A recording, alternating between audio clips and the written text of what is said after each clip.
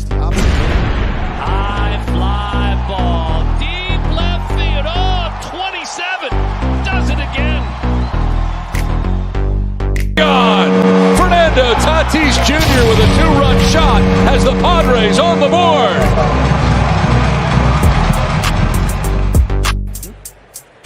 Ball and 2 strikes to Shohei here. Oh, got it! Got it! Got it! 33! Oh, wow. Where did that one go? That's his 11th.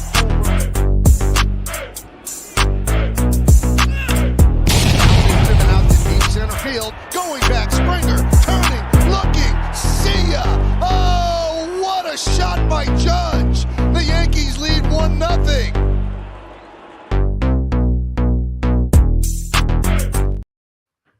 Hey everybody, welcome to episode number 40 of the Free Baseball Podcast at 9:38 p.m. on the East Coast, whatever time it is on the West Coast, according to my co-host, West Coast man, San Francisco Giant fan, and purveyor of all things, Carlos Correa, who we'll talk about later. It's Jake Crumpler. Got a lot to talk about today. Some stuff that's going to make me mad. Some stuff that's going to be awesome for Jake. But we're mainly looking into winter meetings, offseason transactions, all the happenings that's been happening around baseball for the last week or so since our last pod. If you haven't watched it, go back and check that out as well. But I think it's best that we dive right into it. We missed this one. And this made me so mad because we had the long pod last week and we literally missed this by like 10 minutes. But this was like the huge news right from the middle of last week. And it was the Padres, of course, signing Xander Bogaerts to an 11-year, $280 million deal for Xander, now San Diego. I love that little wordplay. Real cool. That just seems like they're doing Xanax, but okay. Yeah, but it's cool. It's cool though. All the to kids do Xanax. Xanax. Yeah, all the kids are doing it. Don't as long as you don't drink, then you won't die. But yeah, that's something that. Cut that up. Yeah, I don't think they know. I think somebody needs to tell the Twitter to think about what they're doing for just a second. Probably, but the Padres make a huge coup, and it kind of felt like the writing was on the wall because it said that they were in on Judge and they were in on Trey Turner, and it kind of felt like they were trying to obviously add and really go all in with their team, and they get their guy, third time of asking, Xander Bogaerts, who, like, where is he going to play is my question. We kind of talked about this a little bit, like where are they going to put him? Because he's a miserable fielder. But obviously he's a great hitter, so he's worth the contract. Probably a little bit of an overpay, I thought. I was a little surprised by the numbers, but I don't know. I don't know where they fit him in, but that battle play, like all the time, everywhere. I think they'll find a way. Obviously, they'll find a way. They just give him $280 million, so they definitely find a way to fit him in. But that's where the flexibility of the rest of the lineup comes in handy. You've got guys like Cronenworth who can literally play any position. He can even pitch. He used to be a two-way guy in the minors. Guys like Tatis has played in the outfield. Ha-Seong Kim can play everywhere across the infield. You've just got guys that can play everywhere. So I think the way that it's going to work out is you put Bogaerts at short. He's going to start the season at short because Tatis will be injured. So you'll have Bogaerts at short for the beginning of the season. And then once Tatis gets back, I think he just goes to right field. He's got the arm for right field. He was a pretty average shortstop anyway, despite his athleticism. He got to a lot of balls, but he threw a lot of them away. So I think that'll work well for him in right field. So you just move him to right field, keep Bogaerts at short, move Cronenworth to first to free up Ha-Seong Kim to play second. And then the rest of it sort of just falls into place there. I think that'll be the best defensively. But I think Bogaerts gets a short shift on the fielding. He made lots of improvements last year on the defensive side. If I pull up his fielding numbers on Fangraphs, it doesn't go to his fielding numbers, so I have to scroll a bit. But last year he had 5 defensive runs saved after having never been positive in the entirety of his career, and had 5 outs above average after having been positive just once in his career when he had 2 in 2017. So he obviously made big improvements. I don't know if that's like a fluke or if it's just an outlier, but it seems to be something that he's working on. I feel like a lot of the times players either go two ways. They either get better at fielding as they get older and they get more experience, and they're not like trying to make the crazy plays and stuff. He's been playing shortstop since he was like 19 or whatever, right? Is that when he debuted? I think so. Yeah, he debuted at 20. He debuted in 2016. Yeah, so he's been playing shortstop for 10 years. Like at this point, he knows. And then the other side of what I was saying is some guys will start off really good fielders and then physically they'll fall off and they'll just become worse fielders in that way. I think Bogaerts is the former in that he's been playing shortstop for so long. He's finally figuring out how to actually be good at it. It's sort of taken a toll on his hitting. In terms of WRC plus, he was still better than he was the past 2 seasons, which is probably partially due to the environment that offense has turned into with the dead ball and everything. And the way that manifested was him not hitting home runs anymore. I think people had a perception of him being like a really big power hitter because he hit 33 home runs in 2019. That is like clearly becoming the year that's going to be, I think everybody's going to like 2019. I think everybody thought 2020 would be like the one where you look at Fangraphs and you're just like, whoa, what the heck happened there? I think 2019 and 20 are going to go hand in hand, where you're going to see 2020, whoa, why were there only 60 games? And you're going to see 2019 like, holy shit, why did that guy hit 40 home runs? Who is that? There's going to be the Jeff McNeil 20-something home run season. Exactly. So that was 11. That was 10 more home runs than Bogaerts has ever hit in any other season of his career. So I think he's more of like a 20 home run hitter. Last year he hit 15. So it's still like within the standard variance you would expect there somewhat. And he's a guy who's batted .292 for the entirety of his career. So I think he's a really solid hitter. I think he's more of a contact hitter. I don't think he's going to reach that ceiling of 30 home runs again, but I think all around he's like a very, very solid player and he does it really quietly. And I think any team could use him, to be honest. Of course. Yeah, I liked this. The money honestly felt a little shocking, but it's not that bad upon further inspection. And it's very clear that the Padres intend to win and they intend to make the most out of this window that they're in, because we talked about the Machado has like an opt-out after this year. Soto's up in 2024. Mm-hmm. So they really need to, like, it feels like they need to capitalize on their window, but I honestly think that they'll probably keep Soto. Their owner seems to be set on, these are the guys that we got and we gave up a lot for, and I fully intend on keeping them, which is awesome. And it's great for baseball to have teams like that are willing to spend, especially in San Diego, which is considered a small market. And I honestly don't know if you can really throw that term around anymore regarding San Diego, just because the star power they have.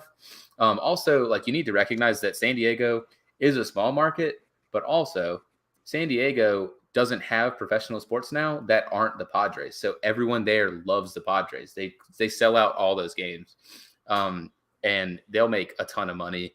And if they're good, I mean, guess where you get fans from? Everywhere else. So yeah, the small market thing's kind of got to go out the window for that case. But yeah, I liked the crazy. Yeah, but I liked the signing just because of the intent. If anything else, just the intent was great. I do agree with you upon further inspection. You talked about him being, I think he had 5 outs above average last year, which is like upper 80s percentile, I want to say.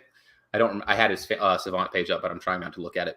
I can peer at it really quick. Yeah, he was in 88th percentile, but I'm not sure still if they're going to stick him at short, and if it's just kind of an anomalous season of like, okay, well, he had a good defensive season, or not, because he did have one other season near the start of his career where he had 1. But he does kind of have the label of like, yeah, this guy's kind of a shitty fielder. That's the only real knock against Sander. Plus, it's a 11-year deal. He's 30, but you kind of are going to see a trend. We talked about Trey Turner. He got the deal that's going to take him through 41. Bogaerts is going to go through 41, and the guy we're going to talk about in a little bit, also his contract goes through his age 41 season. But this was a big deal, and congratulations to Sander Bogaerts on getting that bag, and congratulations to San Diego Padres for getting a guy that's really good at baseball. They're just so aggressive. I think you can make an argument that the Mets are the most aggressive team, but I don't think they are the same type of aggressive that the Padres are. No. The Mets are aggressive in just spending money. The Padres are aggressive in acquiring talent. They're sort of like a combination of the Mets and the Dodgers. The Dodgers are super big on just getting whoever just won the MVP every single year. at like one new guy to the team every single year. But the Padres are intent on spending money when they really don't have to, just to like get that incredible product on the field, while also just acquiring like big stars. And it doesn't matter. We'll find a way, or we'll find a place to play them. Like they've always had just a crazy pitching staff, and you always wonder, how are they going to use all these guys? And it's like, well, pitchers get injured. You're going to have a spot for them. They're going to become necessary, and you're going to feel great when like somebody goes down with injury and you have some really good start. Like you have Mackenzie Gore to come up. Obviously he's not on the team anymore, but you have Mackenzie Gore to come up and start in their place. So I think it's would be sick to be a Padres fan. Obviously I'm not, but you never know what to expect. You always know that they're going to look to get better. It doesn't matter what the cost is, or if the team is already stacked in that spot, because you can always trade from depth, or, just ride with it and know that you're going to be fine if Fernando Tatis Jr. does steroids. Yeah. So hopefully Fernando Tatis can stay away from the steroids, and the Padres can be the powerhouse in the NL that they were really fully expected to be. And without Tatis, they still were really good. I mean, they beat the Dodgers and advanced a lot further in the playoffs than I think a lot of people, including myself, expected to. But we talked about one NL team spinning big, and you talked about the Mets spinning big, and they did so by re-signing Brandon Nimmo, center fielder Brandon Nimmo, for 8 years, contract worth $162 million. And Nimmo is like a guy that honestly doesn't get his due, and I think it's mainly due to the injury issues. Like he's just had trouble staying on the field consistently for his whole career. But like when he plays a lot, it's very clear that he's insanely good at baseball. Last year, probably the best season of his entire career, wouldn't you say? Definitely. Yeah, I mean he played 151 games. He's only had one other season in his entire career where he's eclipsed the 100 game mark, and that was in 2018 where he played 140 games. And then this year he posted 5.4 FWAR. That in 2018 posted 4.8 FWAR. And really, honestly, similar seasons apart from the run total, RBI total. But Nimmo, he plays good defense in center field. He gives you left-handed bat that's honestly just really good. He doesn't strike out very much. He walks a lot. And he's a good center fielder. Like I think this is a great move for the Mets, keeping their guys after it seemed like they might be poised to hemorrhage a little bit when they lost to Grom. And there's a lot of rumors that they're still trying to add bats to this lineup. So I'm interested to see what that would look like. But Nimmo's a good start. They did great to retain him. I think it's really important. I think they obviously could have survived without him, but Nimmo is really good. He was one of my favorite players for multiple reasons until I realized that he is, I don't want to say racist, I'll say conservative politically. Nonetheless, I just love all the memes of him just like, oh, Brandon Nimmo just robbed this home run because the batter was a minority. Or just like him running to first base. Like memes. I just got it. You haven't seen those? Oh, Foolish Bailey loves them. Yeah. I'm looking at Twitter now. Yeah, I'm gonna they're get up really to speed funny. on the Nimmo memes. Nonetheless, the reason why I was such a big fan of him before was, did you just see one? No, the top tweet's funny though. It was Brandon Nimmo got what his favorite president couldn't 8 years. So shout out to Connor Newcomb. Exactly.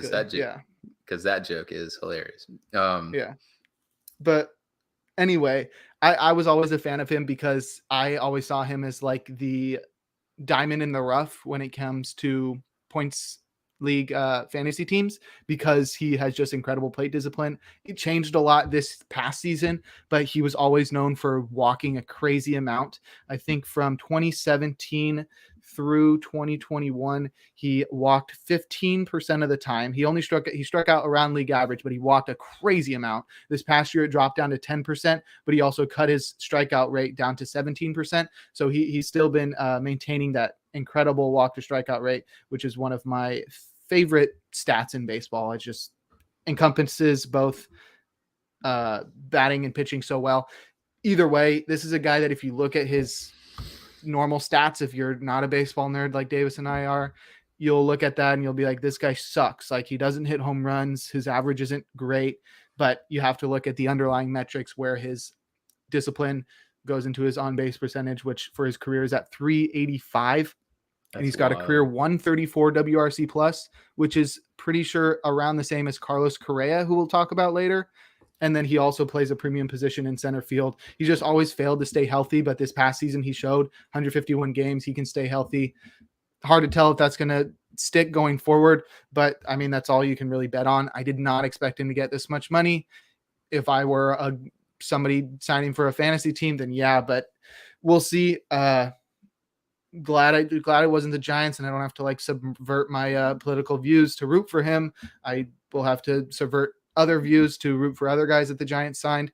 But I think Brandon Nimmo is a really underrated baseball player, like you said. And I think just looking at his Fangraphs page past that first column will show you what he does best. And it's just everything other than hitting for average and hitting home runs. Not that he doesn't hit for average. He's 270 for his career, which is very, very solid in this day and age. Yeah, if you want a better picture, honestly, just like a snapshot of what Brandon Nimmo is, just pull up his Baseball Savant page, and virtually the entire thing is red. Apart from barrel percent, hard hit, outfielder jump, everything is either the medium red or dark red. So just look at that for you. Did you find any memes for him? No, not besides that first tweet. This is him saying, "You're out. POV, you're Hispanic." God, what a guy. And then there's also when the mayor removes the vaccine mandate and he's laughing and smiling. And then when he's running to first base, he always sprints to first base when he walks. It says when there's an NRA membership coupon at first base. Yeah. And then he also robs a home run, and it says a minority hitting a home run, not on my watch. So yeah, I don't know. Yeah, they're funny, but you have to sort of have the Brandon Nimmo, baseball guy. Right, correct political views to enjoy them. Brandon Nimmo, baseball guy. For sure.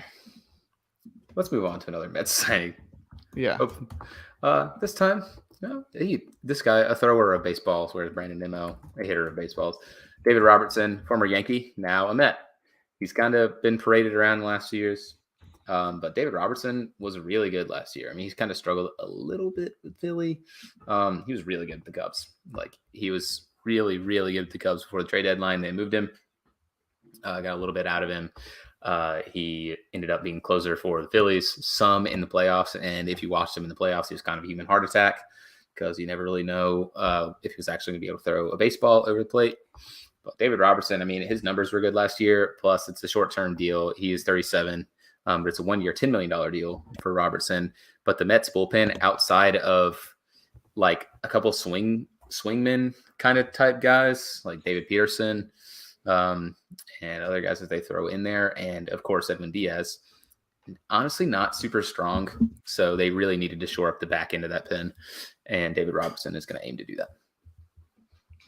Yeah, I think he's really good. I don't think he fell off as hard as many would think in Philadelphia. He just wasn't like the he clear struggled closer. He wasn't the closer, and he struggled compared to what I honestly think they thought they were getting, because with the Cubs he looked really, really good. The Cubs also have his ERA was still 2.7. Yeah, but also they didn't get to see a lot of David Robertson because he got hurt. So his numbers with Philly weren't as good. He didn't fall off a cliff, but I mean, he got hurt, came back. That he failed the eye test a little bit in the playoffs. So everyone's like, "Oh, yeah, come in, human heart attack closer." Like, wow, this guy sucks. Like, no, he's a good pitcher and he's a good reliever. I think he definitely looked worse in the playoffs than he did during the regular season, because he definitely helped solidify that bullpen and help the Phillies get into the playoffs, which I don't know if they would without him, because Sir Anthony Dominguez went down and they didn't really have anybody else to close out games. So it's pretty smart for them to get David Robertson.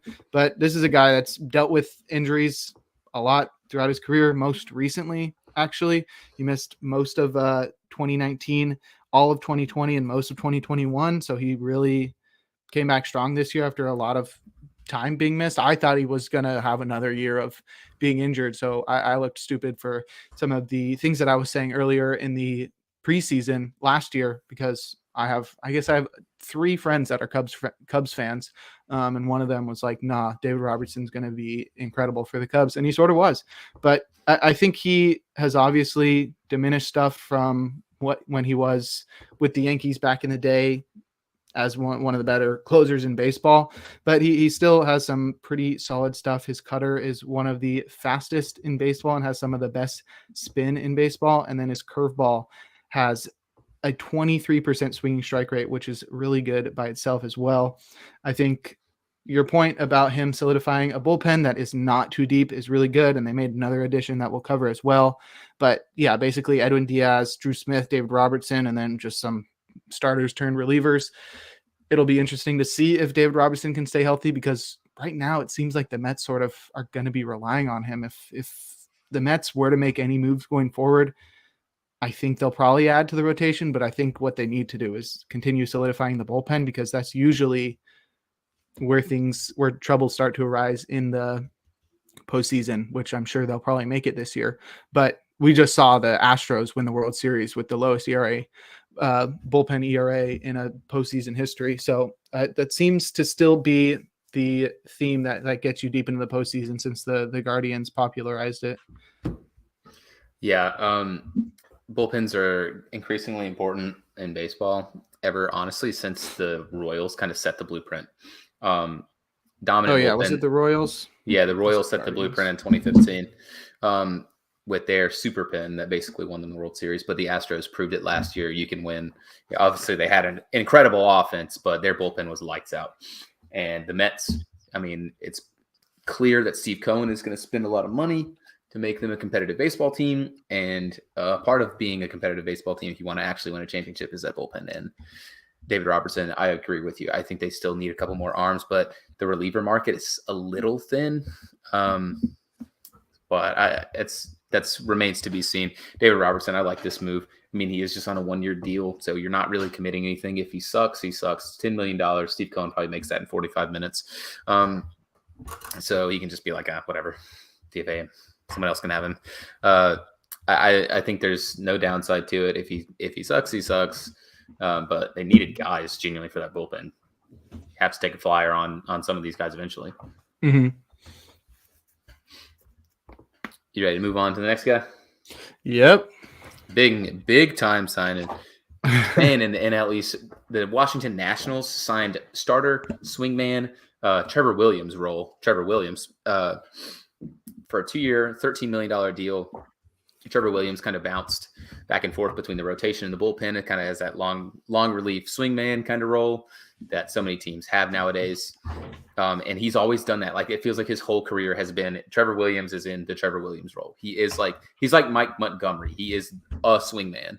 But apparently he talked to, I saw this on his Fangraphs page. Apparently he talked to Jesse Doherty of the Washington Post, and he said that he 100% is going to be a starter this year. So that Washington rotation could look a little different if you throw Trevor Williams in there. A little different, but I wouldn't say too good. I like Trevor Williams more. Oh yeah, plus, so do I. The Nationals just suck. The Nationals are terrible. But here's the thing. Trevor Williams, even if Trevor Williams is mid, like if he is league average, Trevor Williams, guess what?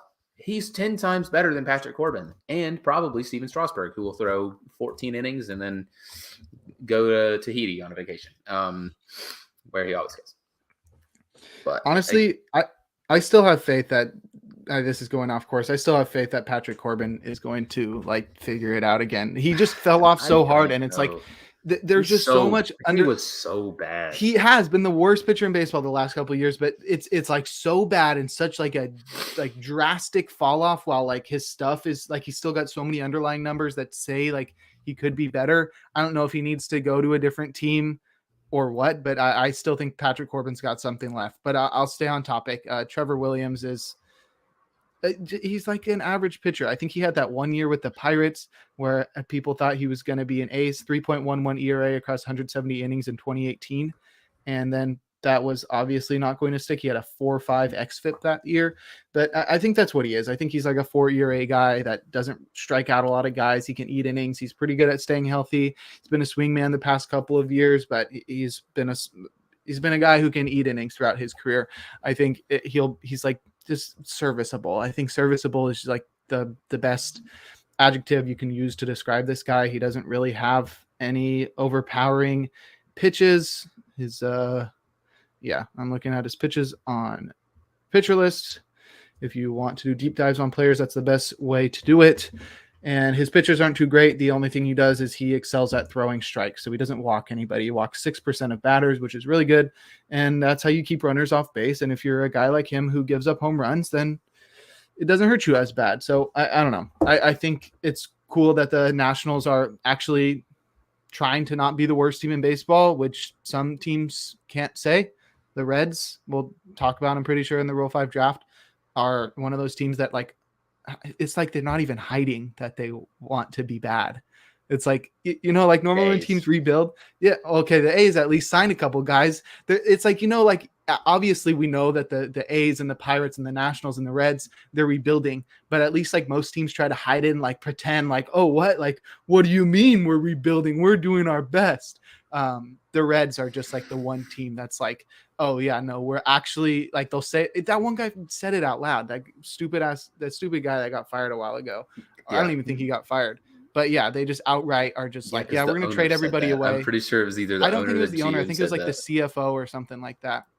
Well, but either way, it's like they're just outright say like, oh yeah, we're not trying to win and we're just going to try to make as much money as we can the next few years. And then maybe we'll try to compete for 2, but nonetheless, the Nationals are going to suck. So this is not really going to make much of a difference.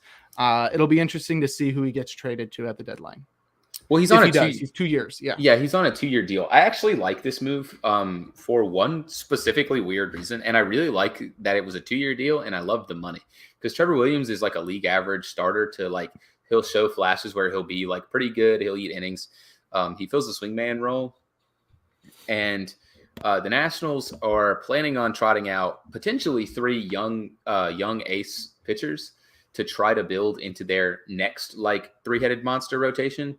They obviously got Mackenzie Gore in the trade for Juan Soto. They had Josiah Gray when they traded Trey Turner, and then they had Cade Cavalli, who was their number 1 prospect. So I think they're all projected to be up this year in their rotation. Steven Strasburg is always a question mark because he has that injury history. Patrick Corbin, if he blows up again, he's a net negative, worthless player to have out there and trot out. But I also really like that they got him seemingly for dirt cheap, because a lot of these starting pitchers have gone for more, it feels like a lot more than this. And it feels like they potentially got either a 5-starter, maybe even a 4-starter, or they got the ever valuable like swingman role that they could flip at the deadline for a reliever price. So it feels like they got a starting pitcher for a reliever price. And I like that for them. It's only a $6.5 million AAV for Trevor Williams. And like, I think that's pretty good. I think that's very fair. So I think this is a good bit of business that the Nats, if they want to move him, I think they could get, a decent prospect back for him if he plays well. But maybe he is going to have to be kind of that fourth starter anchor for a rotation that's potentially going to feature a couple guys that have not had a lot of mileage on their arms in the big leagues yet. So good points. I really like this next signing too. And it's a guy that gets to stay in his division. And I think there's a lot of truth to, I saw a theory that a lot of times when guys leave in free agency, their first option is to try to stay in the division that they were already in. And this kind of rings true a little bit with former Tampa Bay Ray, Kevin Kiermaier, being picked up by the Toronto Blue Jays on a 1-year, $9 million deal to play center. Finally get that rollout from under George Springer, who's probably going to shift to left. I would have to think, but Kiermaier, you're not signing him for his bat. Everyone knows that. You're signing him because he's an excellent fielder. The Blue Jays get a guy that they kind of needed, but I'm not crazy about this because they haven't really picked up another bat yet. I think that's going to have to be something to offset. Like, they got rid of Teoscar Hernandez and they really need a left-handed bat. And Kevin Kiermaier obviously is not that, but he's definitely an excellent fielder. Mm-hmm. It seems pretty underwhelming. I think Kevin Kiermaier got a good reputation for being a good fielder, but he's going into his mid-30s now. I mean, it's a one-year contract, so it'll be for his age 33 season. But not only is he not a good hitter, he's really an always awful hitter.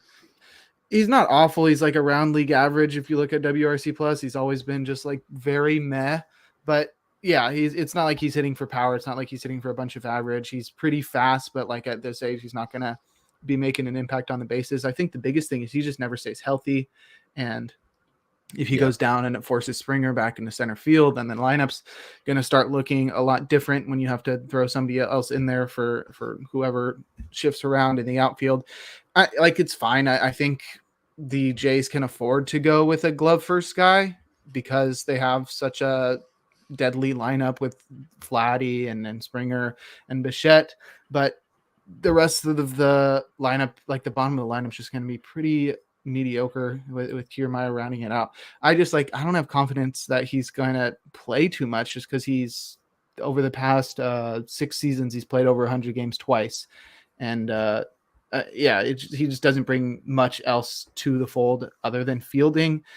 And at this point, like I said, he's probably on the downturn of his fielding. I think he's still well above average, but he's not like the best center fielder in baseball anymore like he was at his peak, which – yeah, for $9 million, that's completely fine. It's not really exciting when you lose Teoscar for Eric Swanson and then Kevin Kiermaier as his replacement. It looks even worse. So I think it's a good deal. I think it's obviously a better real baseball deal than fantasy baseball. So I think a lot of people are looking at him offensively and thinking like, not too exciting at all. If you know Kiermaier at all, you know the value that he brings is with his glove. So I'm just not super excited about the deal. I think he brings something else that the Blue Jays don't have, and I think that may be what makes it good when the season hits, is he'll be providing speed and fielding that you don't really see throughout the rest of their offense. Yeah, that's the big issue with Kiermaier is he can't stay healthy. I think he didn't even eclipse 70 games last year, if I'm not mistaken, which 63. Is, not great, but maybe he can figure it out. Maybe Toronto will mend his glass bones and paper skin, and he'll be able to play baseball for more than a third of the season, which would be nice. But I don't know. The Blue Jays, I still think they need another impact bat in their lineup because I talked about this like almost at the start of the free agency when we went over it near start of winter meetings and even beforehand, that I thought that the Jays were going to go all out to try to get someone like Brandon Nimmo. I thought that would have made a lot of sense for them because they really need a left-handed power bat. Almost all of their offense comes from the right-handed side. All of it except for Kiermaier. Yeah, really. All their offense coming from Kiermaier. Yeah.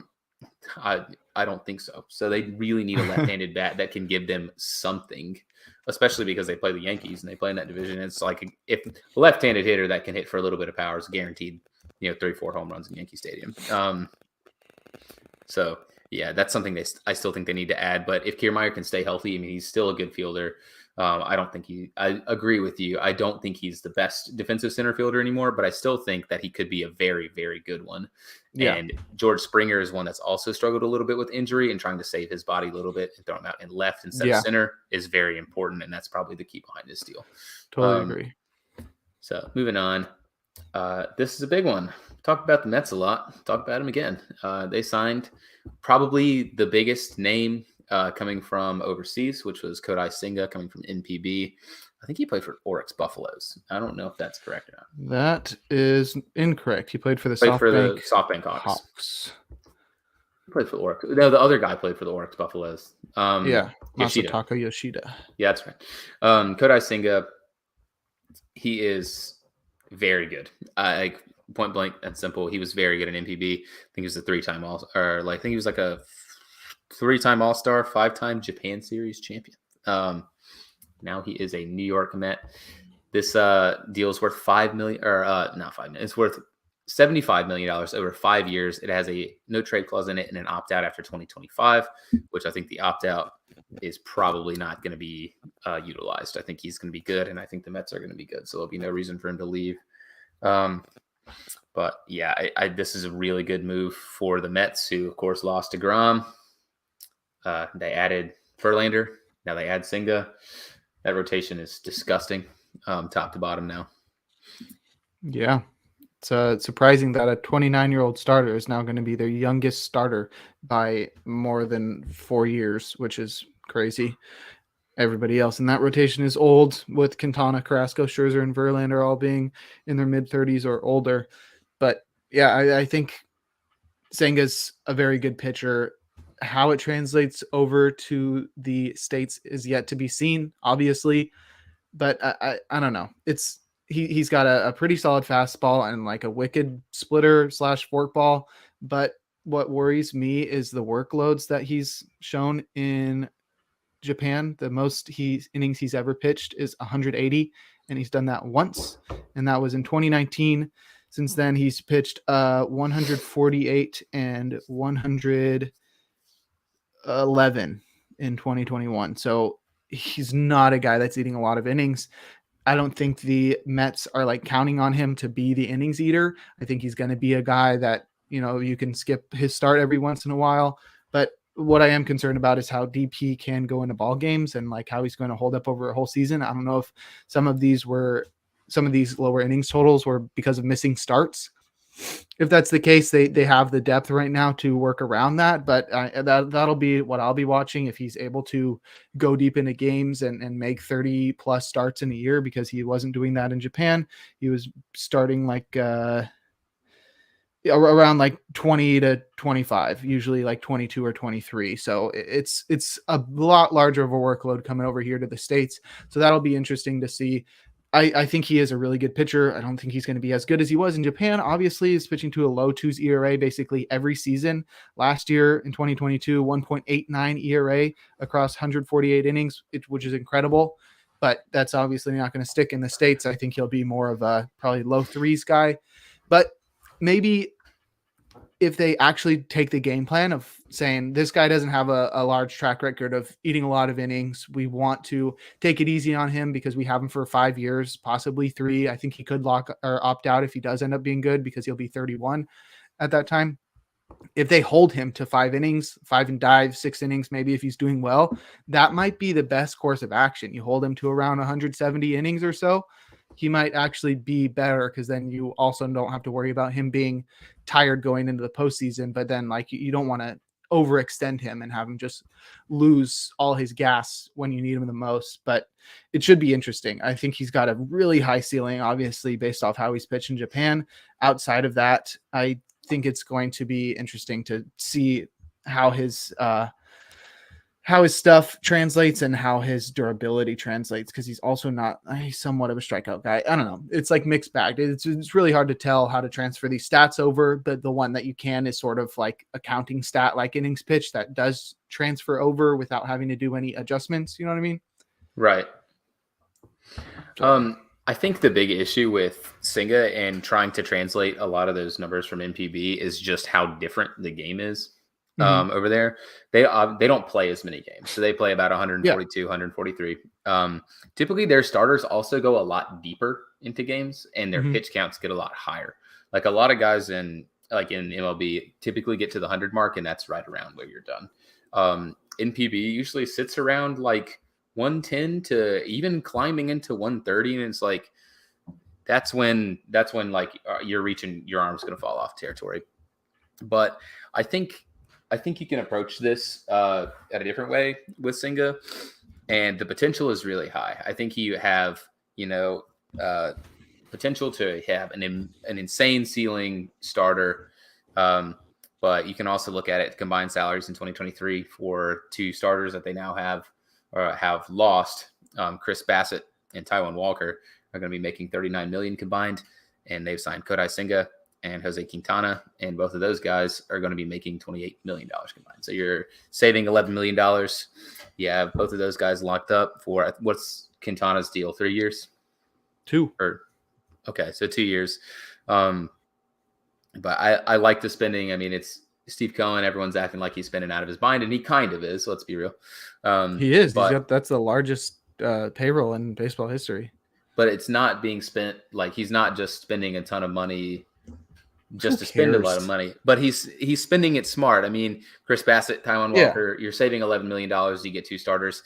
They turned the DeGrom money into Verlander, into Senga.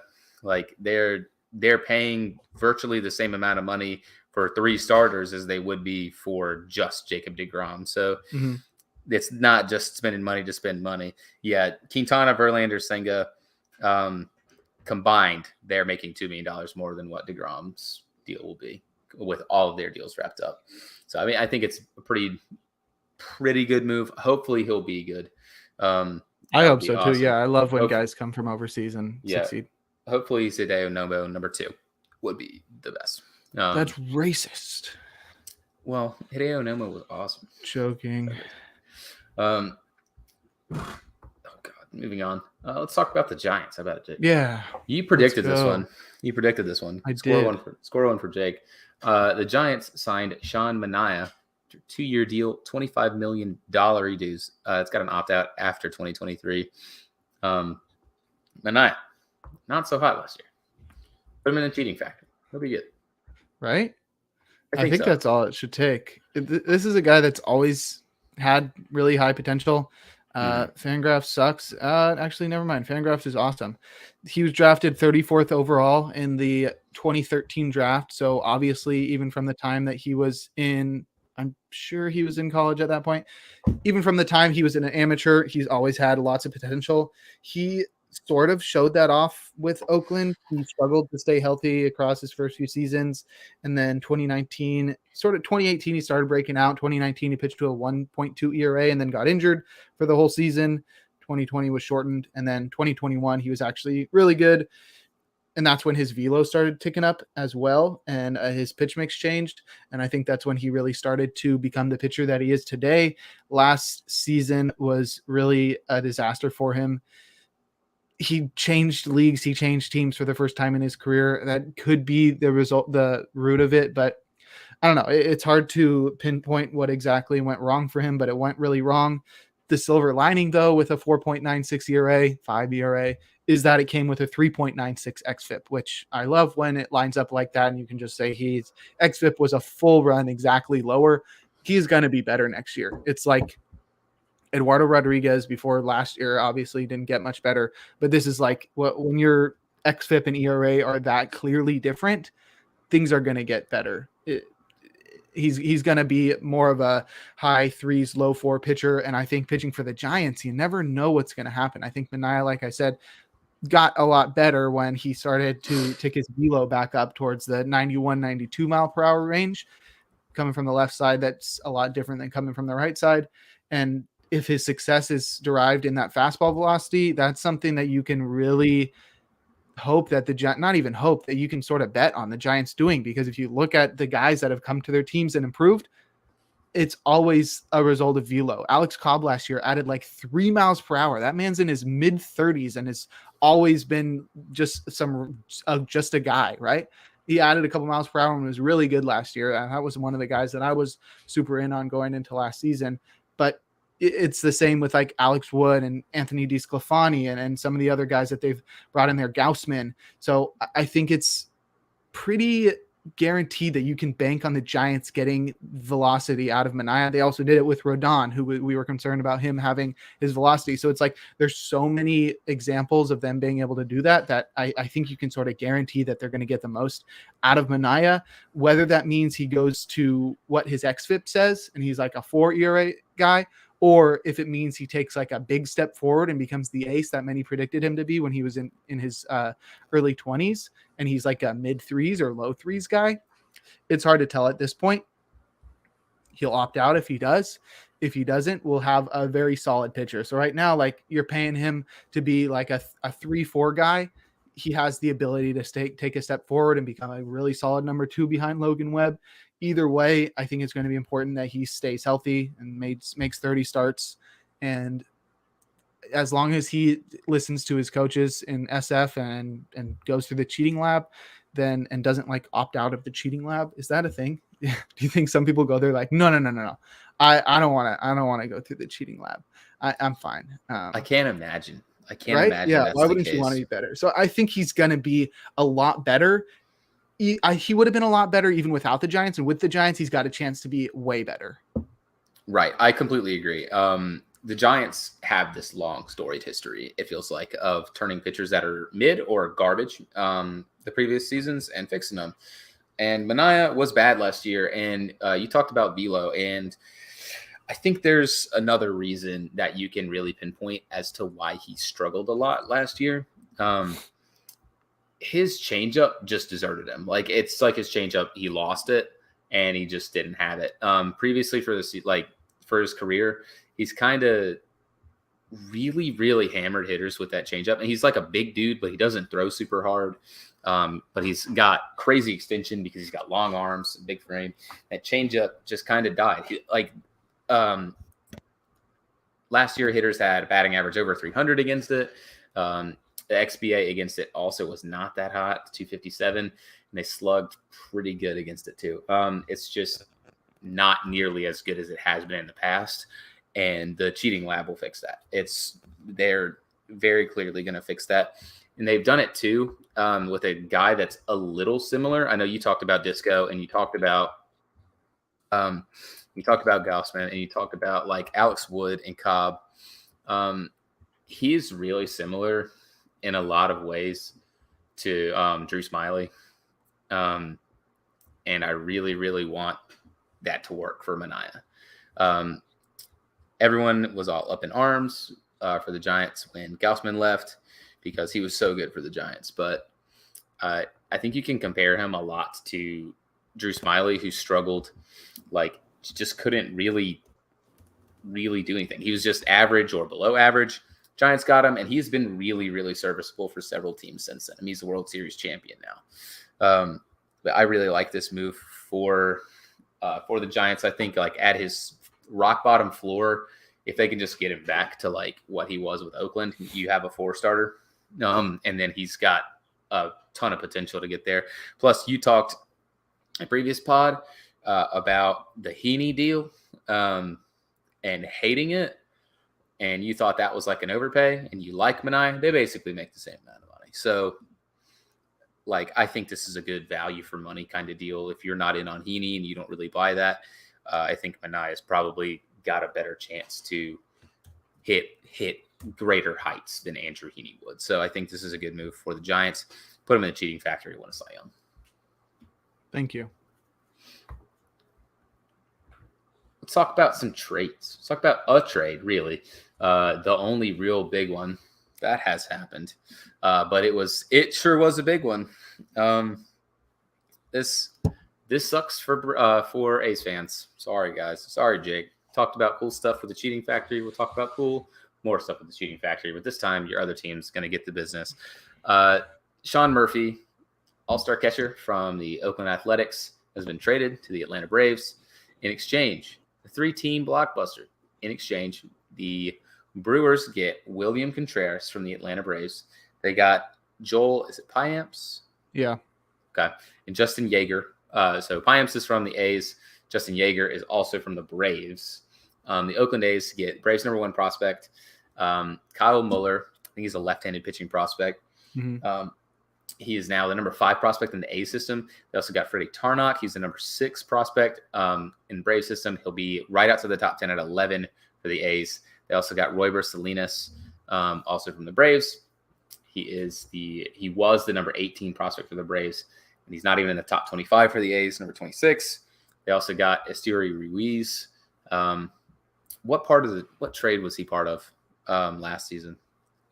He was part of the Hader deal. Yeah, that's right. He was part of the Josh Hader deal coming from the Padres.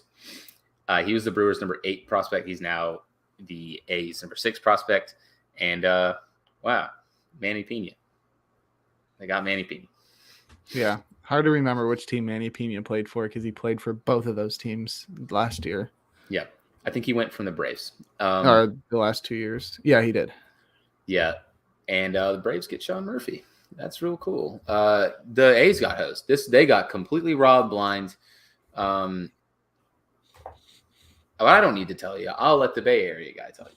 Yeah, it's a very disappointing day. The A's have somewhat become the Braves AAA team. Now they have 2 AAA teams because they just got Matt Olson last offseason and we didn't get much out of it. I don't know if you recall that one of the big pieces was Christian.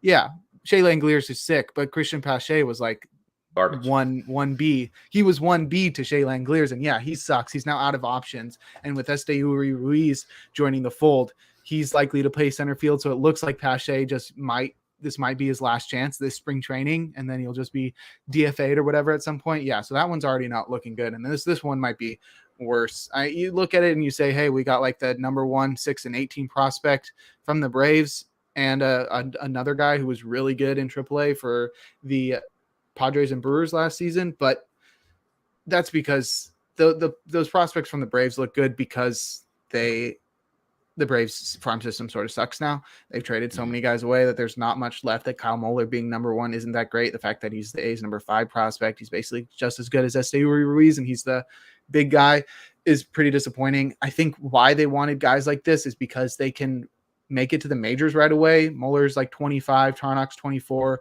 Royber's on the younger end, and Esteury Ruiz are also played in the majors last year. So I think they just want to like be able to plug these guys into the major league team right away.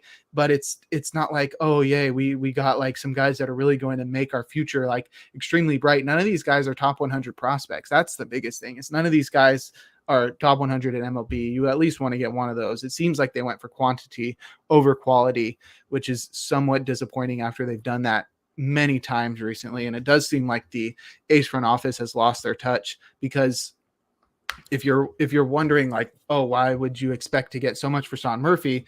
If you're not super familiar with Sean Murphy, he's actually one of the best catchers in baseball. Yes. And he's really underrated on that front. He was a 5 WAR player last year, which is all-star level, clearly. Like I think 4 WAR is about all-star level. Sean Murphy's at 5, and there's not really that many great catchers nowadays. I think we're going into a era of better catching, and Sean Murphy is part of leading that way.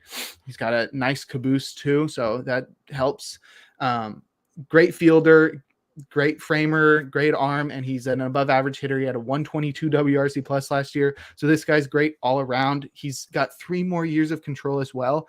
And then this is all they get. I'd like to dive in deeper to these guys, but the last comment I'll make about this before letting you have some words to say is that the Brewers somehow just snuck their way into this deal and just came away like they might have gotten the best deal. The Braves got a great deal. They can't keep getting away with this, by the way. They just get whoever they want and then sign them to extensions. It doesn't matter. The Braves are going to be incredible for years to come. But like the Brewers somehow shimmied their way into this deal and just only gave up Esteury Ruiz and got an all-star catcher in William Contreras and 2 relievers in Payamps and Yeager, and for Esteury Ruiz, who was I don't know. We'll dive into them a little more. How did you feel about this deal when it came through? Oh God. I mean, I'm a Cubs fan. Everyone knows that. So I hated this because the Brewers got better at the cost of nothing. They gave up nothing and they got better, and that's annoying. The A's got completely bent over in this trade. They just got robbed blind. I don't know why. I don't understand why they would even want guys that can immediately come up and contribute at the majors anyway, because they'll just run them until they're good and they'll trade them for more stuff so they can perpetually rebuild till the end of time. Apparently some cool news around this for Murphy. He actually lives in Nashville. He lives in Nashville during the offseason, and he had already been working out with Kyle Wright. So guess who's now part of that little battery? Braves are going to be so good. Yeah. Also, Atlanta's park is one of the literal best parks in baseball to hit doubles into the gap. And guess what catcher does that almost better than any other catcher in baseball? Manny Pena? No, Sean Murphy does. Sean Murphy, he's a doubles hitter. He hit 37 doubles last year in the cavern. That is whatever Oakland's Coliseum is, or whatever. It was O.co. I don't even know whatever their stadium, Ring Central or something. Whatever their factory of sadness is called. So yeah, this is awesome for Sean Murphy. Awesome for the Braves. Awesome, unfortunately, for the Brewers. Terrible for the A's. They just got smoked in this trade, and I don't know why they would have even done it. They don't need to trade Murphy. I know he's 28, and I know they don't want to block Shea Langoliers. Isn't technically their other top prospect Soderstrom, is he like a full-time first baseman now, or is he still catching? Because I'm not sure. He was a catcher. Was definitely prospect drafted at one as a point. catcher. So like I know they're trying to not block Langoliers, but I feel like they could have held out and gotten more in a trade from a team that had more to offer. Like teams that were catcher needy, like the Guardians. The Guardians have a surplus of like young big leaguers that they could have traded from, or prospects that they could have traded to get Sean Murphy because they desperately needed a catcher. And Sean Murphy's still got 3 years of control. I think he's a free agent after 2026. Mm-hmm. So yes. He's got 3 full years of control. The Cubs could have made a trade for him, and they have a bunch of guys that are close to big league level, and they obviously lost Wilson Contreras to the St. Louis Cardinals, so they need a catcher. It feels like the A's were in a hurry to trade him, and I don't know why. It just makes no sense when they really didn't need to. They could even wait until next year. Yeah, they could have waited till next year. They could have traded him for a premium at the deadline. And they traded him now in the middle of winter meetings for what will – and I don't know. Maybe Piamps and all these guys they got and Mueller will be really good and will look wrong. But right now it doesn't feel that way. I really am confident. It just makes no sense. Yeah. All right, let's go team by team. Break it down and give grades. All right, we broke down Sean Murphy. What do you give the Braves? Oh, A plus. They got better for the cost of nothing. I'll give them an A on that. I won't quite go A plus. I hate them losing William Contreras. Yeah.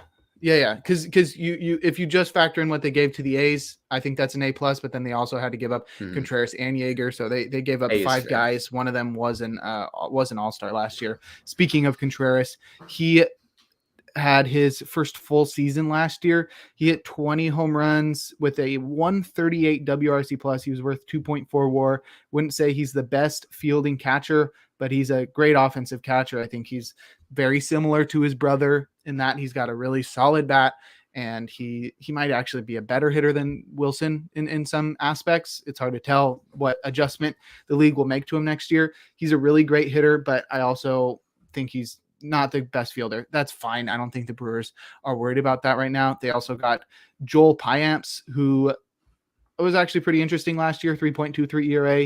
He's had a sub 3.5 ERA across the last 3 seasons. He played for 3 different teams across the past 2 years. I think he's a very serviceable reliever. The Brewers are pretty good with their pitching development. I think he could end up being pretty good. And then Justin Yeager, let's find out what is up with him. He's a 24-year-old right-handed pitcher who was 6'4", hasn't pitched above AA, but at AA last year he had a 3.79 ERA across 40 innings.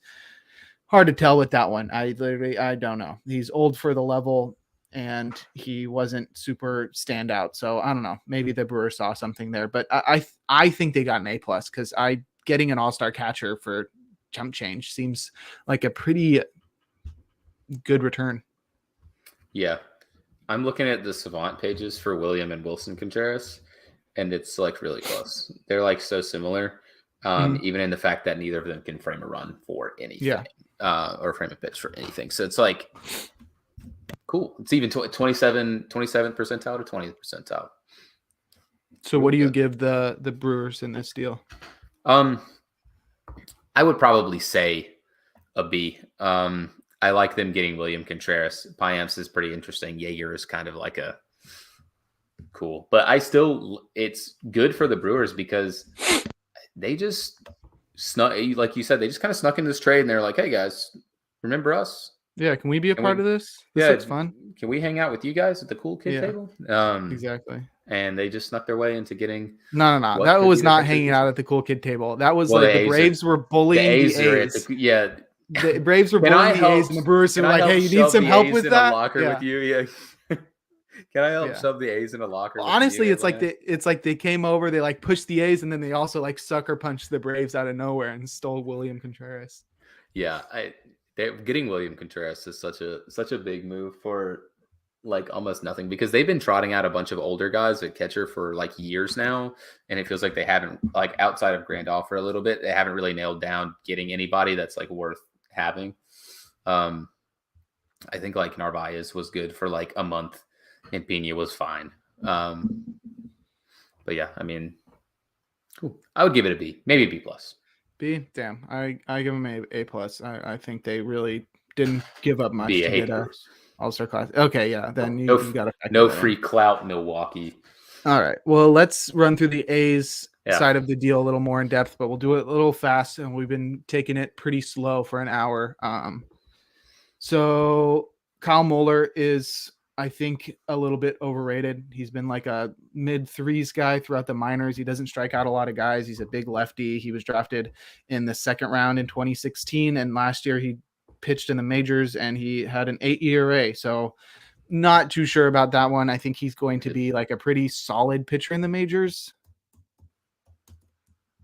Yeah, I don't know. It's hard to judge because exactly, he's very bad. There's nothing that stands out. He's like and he's 25. It's like you can't project. He's not on the older end of this, like of the spectrum there. Mm-hmm. I don't know. I don't know enough about these guys, and I don't think the A's know enough about these guys to tell you the truth. So Freddie Tarnok, also the next one, he's a right-handed starter. He is also pretty tall. He will be 24 though, which is pretty old. He made his AAA debut last year after pitching in AA as well. He is very similar stats to Muller. He's a better strikeout guy.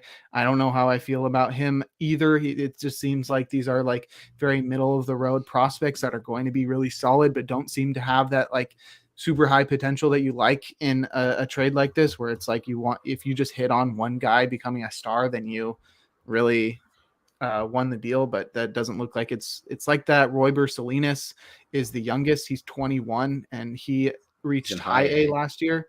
Yeah. So he was killing it at A ball with a 1.5 ERA and then went to high A and had a 4 ERA. But this is a guy that strikes out a lot of guys. At A ball, he struck out 55% of batters, which is mind blowing. So this is a guy that does seem to be the guy with a lot of potential, but right now he's still pretty far away from the majors. So a lot can change. There's no such thing as a pitching prospect.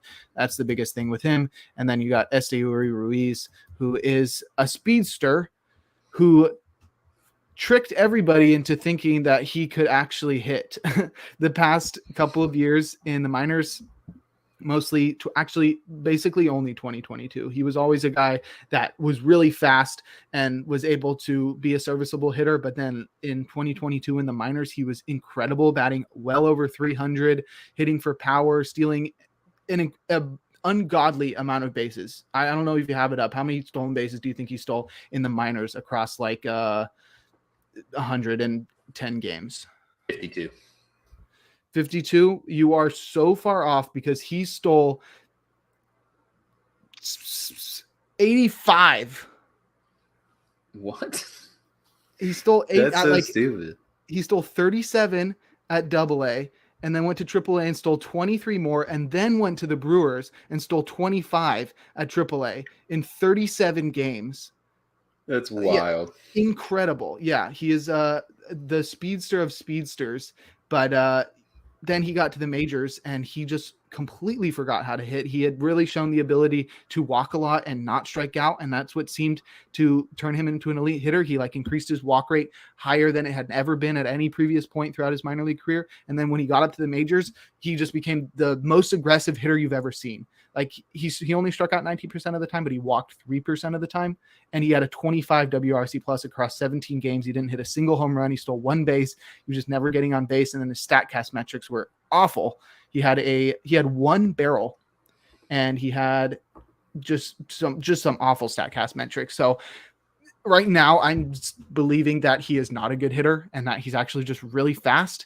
And unless the A's can say walk, then and he listens, then he's not going to be good. So we'll see. Yeah, he seems like the antithesis of what an A's player is then. Which is weird. If he walks, well, he was walking a lot last year in the minors, and then he got to the majors and did not. Well, yeah, they need to figure that out with him. Billy Beane will get it straightened out. Billy Beane seems like he's just cashing a check at this point. Yeah, and then Manny Pena is just going to be the veteran backup catcher. He's replacing Stephen Vogt, so there's nothing there. I give the A's like a D plus. why did the A's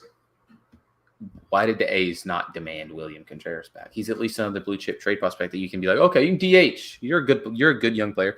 I actually like this Salinas guy. He's pretty good. I think he projects as a reliever or a starter because he walks a million guys. But he throws gas. And his slider is a wipeout slider. He had a 42.9% called strikes plus whiffs rate on his slider last year. He's kind of like just a fastball power slider guy. He's big, but he is still 21. I don't know. A's got robbed. D minus. They shouldn't have traded him. They just shouldn't have traded him. They went from like the report was they were going to try to trade him to the Cardinals, and they wanted the world. They wanted like Brendan Donovan. They wanted Lars Nootbaar. They wanted what happened to Gordon, that? They wanted Gordon Graceffo and more, and they're like, and the Cardinals told him no. The Cardinals told him no, and they were like, well, shoot. I guess we'll take a bag of peanuts. Yeah, forget you guys. We'll give him to our friends the Braves for nothing. Bro, they gotta have some dirt on them or something. They got Billy Bean's nudes. Have to. That's just wild. Like I don't know. I'm not a fan of that team, and I would honestly hate to be a fan of that team. I can't imagine what's. At least one of your teams is good, Jake. At least one of them. At least I get two teams. You have the option of having two teams as being a Cubs fan. I mean, not that you're from Chicago, so you wouldn't have any reason to be a White Sox fan. But like, I live out here, so like, I have a reason to be a fan of the A's and the Giants. They're in different leagues, so it's like at least I have a reason for it. But yeah, it's nice that they sort of switch off to being good. Yeah. I'm not going to be a Nationals fan. That's the team I'm close to, but I refuse to be a Nationals fan. Come on, bro. They got Trevor Williams. Yeah, I do like Trevor Williams. He has cool tattoos. Shout out to Trevor Williams and his cool tattoos. He got the cool bird on his arm. You've seen that? No. He has the only tattoo. The only tattoo I know on anybody is Vladimir Gutierrez and the spider on his neck. That tattoo is awesome too. Trevor Williams has a cool raven on his forearm. That's on his pitching arm. Get him on the bird team. Get him on a bird team. The Nationals do have a bird mascot. Never mind. Moving on to a bird team. The Blue Jays signed. That's a legendary transition. The Blue Jays signed Chris Bassett away from the New York Mets. 3 years, $63 million deal. This feels like a lot for Bassett. I honestly don't know. I mean, you have more experience watching Chris Bassett because he pitched forever for the A's, but this feels like a lot for what Bassett is. But seeing as how their rotation is also in a little bit of a state of flux because Kikuchi, I don't think has panned out quite how they thought he would. And Hyunjin Ryu he's recovering from Tommy John, I believe. Kind of needed to fill a role.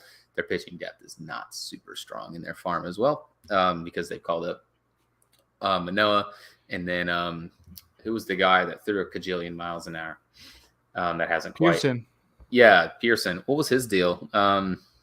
I think he just doesn't throw strikes, but I think he was in the bullpen last year. I don't know why it says he doesn't have any 2022 stats. Let me pull him up real quick, and I'll give you a quick update on him.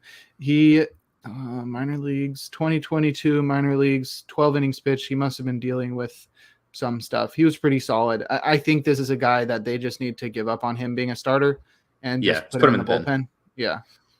Yeah, which sucks, but. Yeah, I think they needed a little bit of help in their rotation just because it is in a little bit of state of flux. Chris Bassett is good, but they're not expecting him to be an ace. Good ad, but it feels like a little bit of an overpay for him.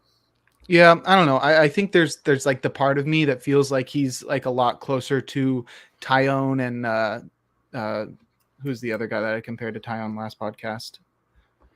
Taijuan Walker. Yeah, I feel like there's a part of me that feels like he's a lot closer to them because he doesn't get a lot of strikeouts and he's sort of just a guy. But I think he's more than that. From what he's shown the last few years, I think he earns his low ERAs a lot more than those guys. I'm pulling up his pitcher list page, but this is a guy that has been really good across an extended period of time. He hasn't had an ERA higher than 3.8 since 2016. And even before that, he had an ERAs below 4. So this is a guy that has been really good for a while, and he doesn't do it by the conventional way of striking out a lot of guys. He does it by limiting hard contact, getting a lot of ground balls, and that can be a sustainable way to do it if you like actually do it. Like a lot of guys, you'll be like, I don't know, Martin Perez, you'll be like, oh, he spots his pitches really well. Like he throws strikes, he gets weak contact. And then you look at it and it's just like, okay, that's not what StatCast says, but like he must be doing that. Bassett, you look at his StatCast and it's like 25th best pitcher in hard contact rate, like lowest hard contact rate. That's by itself really good. He's above average in inducing ground balls. He's not awful in strikeout rate. 22% is around league average, and he doesn't walk too many guys. It's like he's like average or slightly above average across everything, and then he doesn't allow hard contact, and then he also is pretty solid at eating innings. The biggest thing is that I don't think people realize how old he is. He's going to be 34 next year. So they've got him for his 34, 35, and 36 seasons, which he hasn't thrown that many innings. He's at 737. So he really has not thrown a lot of innings in his career. So he probably has a lot left. But even still, I think this is a guy that is pretty underrated when it comes to like whether or not what he's doing is sustainable. And I think it's also important to note his age in that paying $21 million for a guy when he's going to be 36 in a couple of years, like that 36 season might be pretty ugly. But right now, I think he really helps the team. And if you look at the Blue Jays rotation, it's actually pretty awesome now with Manoah, Gausman, Barrios I said Barrios to my brother when Bassett signed, and he was just like, what? That guy sucks. I think because he had him on fantasy last year. I was like, well, yeah, like the 1 year he sucked, but I think that's the clear outlier right now. So like with those three and Bassett, and then whoever else you put at 5, Kikuchi or Mitch White or whatever, I think they're going to have a pretty solid rotation as long as everybody stays healthy and doesn't pull a Jose Barrios. Yeah, I need to avoid the Jose Barrios, but yeah, I like Bassett. It's just the age and the dollar amount is kind of weird. I do think he's better than that tier of guys you talk about, Taijuan Walker and Jameson Taillon. He always has kind of felt a little bit like a cut above them. Mm-hmm. He feels like a clear cut, like a 3 for this rotation, just because of how steady he is. He's the steady hand that kind of keeps which is together. Like what you need there, because if Barrios goes back to being like a number 1, number 2 guy, and then you already have Gausman and Manoah who are almost guaranteed to be really good next year, then you have like 3 number 2/number 1s and then number 3 as your 4. I mean, it doesn't really matter who you start after that, to be honest. I do think this puts them in kind of a weird bind because now they have a lot of starters. Kikuchi fits as the 5, which they kind of need him to bounce back because he was not super great last year either. Mm-hmm. Plus, they still have Hyunjin Ryu. Remember that guy? Still got Hyunjin Ryu. They need to do something with him. And I honestly think they'll probably, off topic, I think they will package him with somebody that is also surplus to requirements. Like a Danny Jansen, and get rid of both of them. And I think they'll send them to some unsuspecting bad team like the Chicago Cubs. They definitely have surplus at catcher. It'll be interesting to see if they actually move on from that. Yeah, but I think they still have a little bit of surplus at starting pitcher now too. So I don't think that, like, it's weird because their rotation is so good, but the back end does not seem like guys that they're going to put in the pen that would be good out of the pen. Like Kikuchi, Ryu, like those just don't feel like they'd be nearly as effective out of the pen. Mm-hmm. Moving on to this next guy, and I think this was one of the more interesting free agents. This was Christian Vasquez, obviously formerly of the Boston Red Sox and then the Houston Astros last year. He signed with the Twins. 3 years, $30 million, and this felt like a cut rate deal for is what is quietly one of the best catchers in baseball too. He's not much of a hitter, and he never really has been. Like he's around league average to a little bit below league average, but he's one of the best defensive catchers in baseball, and he's excellent. And he's going to be really good for a Twins team that is going to go from Gary Sanchez defense to Christian Vasquez defense. It's going to be night and day. Yeah. You said one of the best catchers in baseball, and then you said one of the best defensive catchers in baseball. Can you tell me what which one you meant there? Because I will disagree with one and agree with the other. Defensive catchers, he is one of the best defensive catchers. Offensive catcher, he is like... No, catcher overall, I don't think he's one of the best. No. But I think... No, I meant that he's one of the best defensive catchers. Okay, but that I can agree with. Yeah, no, he's not much of a hitter. But the Twins, their offense is so high powered almost every single year that they can get by with having a guy like this. This one pissed me off because the dollar amount was really low, and this was one that I really, really, really like. I will complain later on about the Cubs not signing one of the shortstops, but this was probably outside of one of the shortstops like Correa. This was the guy that I wanted the Cubs to sign the most to replace Wilson Contreras, and it really sucked because apparently the Cubs matched the steal, and he still chose the Twins because they had a better chance to compete. Why? Yeah, because the Cubs he just won a ring. What a greedy guy. Yeah, just play for a bad team like the Cubs and be a man. To your point about the Cubs, I think he would have been a really good fit because of the framing, and that's like what you sort of want as a catcher out there in Chicago because of your pitchers are not striking out a bunch of guys. Well, here's why I specifically wanted him with the Cubs. The framing is excellent, and the Cubs are prepared to blood in several young pitchers.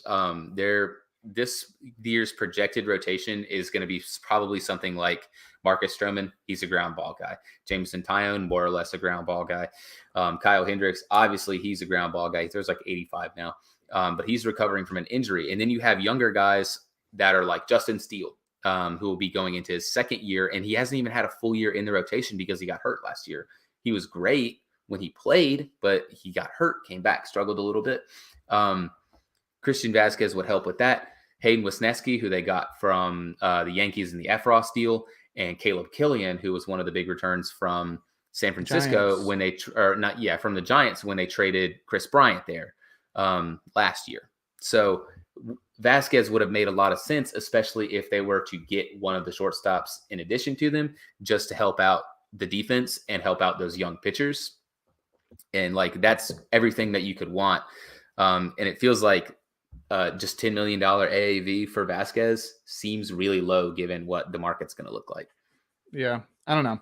I think Vasquez sort of suffers from the Jeff McNeil. Well, I think he what's the opposite of suffer? He takes advantage of the benefits. Thank you. He benefits from the Jeff McNeil syndrome. The man has never hit more than 9 home runs in his career in a single season last year, except for the 23 home runs he hit in 2019. It's I'm gonna love this. This is gonna be the case for every player for longer than history can imagine. But I think this guy is a below average offensive guy, and he's really good defensively. And I think that's fine for catchers. But I don't know. I think a lot of people think of him as really good or having the potential to be a plus offensive player, and I don't think that's the case. I think it was that one season and he was pretty good in 2020. He's going into his 30s now. I don't think he's got any potential left in the bat.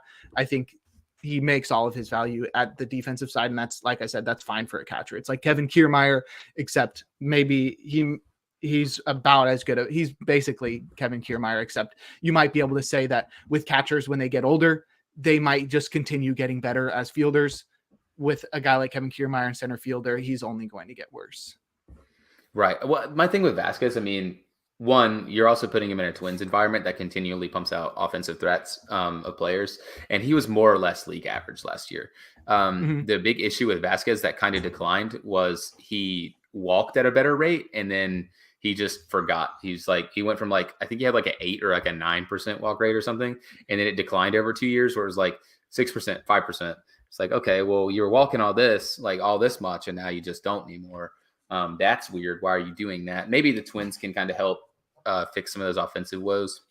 I doubt it, but I really like the upside that you get from the defense there, especially given what they are going to go from with Gary Sanchez, who is a notorious garbage can fielder. I really like this for Vasquez, and I really like this for the Twins, who should compete if everyone stays healthy and they don't trade Kepler or whatever. But I don't know. The Twins, whatever, man. Don't play for the Cubs. I don't even want you to anymore. Let's move on to an AL Central catcher, since we just talked about one. And the Guardians didn't get Sean Murphy, like I talked about. They should have tried to get earlier. And instead, they were like, you know who our guy is? I think it's going to be Mike Zunino, who they signed to a 1-year, $6 million deal for old Mikey Z, who spent the last few of his years of his career in Tampa. he's another good defensive catcher that provides you absolutely nothing offensively. I don't know about that. He hits home runs sometimes. He hits home runs. He strikes out all the time. He's actually got potential. He's got potential. Vasquez is, he's going to be at best like league average. I think Zunino, he's shown in the past that when he does get on a streak of being good for a whole year, he can actually be really good. 2021, he hit 33 home runs with a 134 WRC plus. So he does have the ability to be good, but most of the time, yes, he strikes out too much, and he does have the downside of batting 150 and being one of the worst hitters in baseball. But like you said, he's Christian Vasquez. He's got the really good fielding, but he's actually got the potential. He's just more variable on offense. I think Christian Vasquez is guaranteed to just be slightly below average offensively, while Zunino could either be one of the best offensive catchers in baseball or one of the worst offensive players in baseball. And then he's going to be a good fielder. I think what he brings to the Guardians that they don't have is power. So if he provides that, the Guardians could definitely use that. And they didn't really have too great of a catcher. Either way, I think Zunino probably ends up the backup by year end because Bo Naylor is just going to be too good to hold back. That's true. This was always going to be kind of like a bridge catcher move. And they're moving on from also noted offensive mastermind Austin Hedges as their main catcher from the previous season. Future Cub. So, yeah, he's going to be a Cub. I'd write it in the papers, write it in the stars. He's going to be a Chicago Cub probably by tomorrow. So they need a catcher, and I really don't want to see Yan Gomes go out there and try to catch every single day. But I also don't want to see Austin Hedges do it either. Zunino, I'm out on. I can't deal with the feast or famine kind of guy. Maybe it's big and they can flip him for something before they eventually hand the reins over to Bo Naylor. But Zunino, I don't know. Last year he struggled with injury as well, so it's tough to tell with him. I don't know. I was gonna say this feels like a nothing move. That's not the case, but still, I'm not as high on Zunino as you are. I am, however, really high on this one. I talked about this one too. The Giants continue their spending frenzy, and they signed Ross Stripling, who he was already good. I can't imagine how good he's going to be when they put him in the cheating lab. Mm-hmm. Yeah, he's should be pretty interesting. This is a guy who has been like the definition of a swingman throughout the entirety of his career. He's never not pitched out of the bullpen in any of the seasons of his career. He has had up and down points in his career. He was always good with the Dodgers. He was not great the seasons he got traded to the Blue Jays. He wasn't great in 2021. And then last year he was really good. He pitched to a 3 ERA across 134 innings, backed up by a 3.67 xFIP.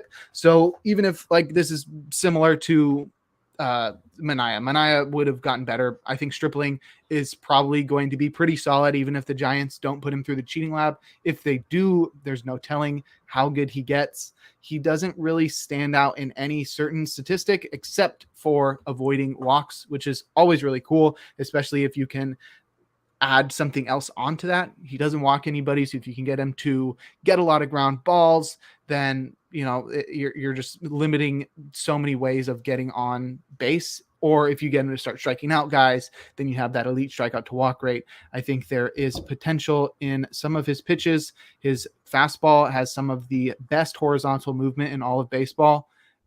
It doesn't drop, which is a good sign. And he's got a really good changeup, one of the best swinging strikes rates in all of baseball, 21% there. And then he's got a slider that produces weak contact excellently, and he's got a couple other pitches. So I think it should be pretty interesting. The only problem with Stripling is that he does not eat innings. Like I said, he's always been a swingman. The 134 innings he pitched last year was a career high. So you can't really expect him to be carrying the workload that the Giants need. But when the Giants made this signing and I started looking at the rotation, I said, well, they are like 6 or 7 guys deep of guys that like could be in the rotation right now with Webb, Cobb, Manaea, Stripling, Wood. And then you got DeSclafani, Junis, and even like Sam Long and Sean Kelly as well. So it's like they have enough guys that they're going to get all the starts that they need. And if Stripling either has to move to the bullpen and being a swingman, or he gets injured and isn't able to get to the point of like throwing 150, 160 innings, that's fine. They've got the depth that they need. And I think he's going to be very solid. I think this is this guy is more in that Taiwan Walker range where he's going to be pretty solid and not strike out a lot of guys, but he's going to be there and eating innings like you need him. He's just not at the same level of racking up the innings pitched there, but he is able to be the he's not going to be awful, and they got him cheaper than you would have had to pay for Walker or Taiwan. Yeah, I completely agree, and I love that point that you just made with the money deal. And I talked about it with Trevor Williams, except Ross Stripling is like the amped up version of Trevor Williams, and if he's a swingman, awesome, because he thrives in that role. He probably had arguably his best season of his career last year, and he threw the most pitches in a single season of his career last year. So I think the Giants, especially, they get the most out of every single pitcher that they have, especially older guys. They just kind of just remold them and make them even better at what they're at what they do well. So I have no doubt that they're going to get the most out of Ross Stripling, who I really like, and especially with the next guy that they signed, which is the biggest signing really of free agency outside of Aaron Judge, really. I mean, he gets ground balls, and guess who he's going to be hitting him to? They're going to be hitting ground balls to Carlos Correa, 28-year-old shortstop. Never heard of him. They gave him a 13-year deal worth $350 million. I know sounds like a lot because it is a lot. But AAV, not that bad, about $27 million. Has a full no trade clause. It is the largest deal ever for a shortstop. What is it on the grand scale? Isn't it like fourth all time for it's like for total money? I think it's Trout, Judge is there. There's somebody else that I'm forgetting, and then I think it's fourth. That sounds right. It's the second largest free agent deal ever. Obviously, including Trout. His was re-signing. He never hit free agency. Mookie got 365. Mookie, that's right. But he got re-signed too because he got traded. So I believe this is the second largest free agent deal ever because Judge has the first. But yeah, I mean, Carlos Correa is an excellent baseball player. He is great. He's a great hitter. He's an elite hitter, has been basically his whole career. He is an elite fielder, has been basically his whole career. My favorite thing about Carlos Correa, and I love this, and I talked to Jake earlier about this because I sent him a tweet, and it compared him a little bit to Madison Bumgarner, and it will reignite the rivalry or so between the Dodgers. Excuse my language. Carlos Correa is a shit starter. Carlos Correa is a habitual shit starter. He is a bad guy. He is a villain, and he is a personality, and that's what baseball needs. Baseball needs personalities, and Carlos Correa has one of the very best in the sport. Love him or hate him, he probably hopes you hate him. Everyone knows the Correa time, hits the home run, tap the wrist, just like Jake did. But Carlos Correa, he fits the Giants. It will reignite that rivalry. It'll put more eyes on baseball, which is great for the sport. He gets that money, which, and now it seems like so much because you got the Bogarts deal, you got the Trey Turner deal, whatever. This is how free agent deals are going to work now. If you're a team that needs to spend and you are not willing to fork over the year amount, especially, and like the requisite amount of years for a player, guess what? Not going to get that player. No point in even trying. And Carlos Correa, it felt like, I think we talked about it in the last podcast. If not, we've talked about it before. It felt like once the Giants missed out on Judge, that the writing was on the wall, kind of like with the Bogarts to San Diego deal. Like they were going to swing for the fences and try to get one of the big guys, and they got the biggest guy not named Aaron Judge in free agency, which is Carlos Correa. Definitely. Before I give my comments, I'd like to address this comment from my little brother. He said Bogarts is greater than Correa, and I will cover that when I talk about how incredible Carlos Correa is. Also, we had another comment from Landon Frame that says Guardians World Series. We've talked a little bit about the Guardians. I think both of us are fans of Guardians. The Guardians, we rooted for them last year. I think they were the team. Them and the Mariners were the team we were rooting for. So, I'd love the Guardians to win the World Series. I actually predicted them to win before the postseason started last year. I think now that they've changed their names, I am all in on rooting for them, and I love the makeup of their team and the way that they go for guys with low strikeout rate. So, fingers crossed for a Guardians World Series. Obviously, Giants or A's, before the Guardians, but they are in that B tier of teams that I'm rooting for. I feel like you're in the same boat on that. Yeah. Yeah, I totally am. I have adopted the Guardians as my second team. I'm a Cubs fan, but I love Cleveland. It's just an awesome city, and the Guardians have a great young team. You've been there? I have. Okay. Yeah, city's awesome. City's awesome. I've been to Progressive Field. I've seen a baseball game at Progressive Field. Progressive Field. Yeah, I got to watch Austin. Field. They played the Phillies, and I got to watch Brad Miller hit 2 dingers. That was cool. Remember Brad Miller on the Phillies? Yeah. All right, let's get back to the main event of the evening. Carlos Correa. I was super pumped when this happened. I have mixed feelings about Correa. I think he was like the most outspoken when it came to the sign stealing scandal, and he was like very unapologetic about it. So that made me not like him in some ways. He was a lot quieter when he was on the Twins, and I think that was fine. I've come to terms with the sign stealing scandal, the banging scheme, because it kept the Dodgers from winning a World Series, a legitimate one. So I actually am a fan of it now. I've come to realize after 5 years, but that doesn't take away from the fact that Correa was, like you said, the second best free agent available. Way better than Bogarts. Way better than Bogarts. If you just like, Bogarts has played longer than Correa.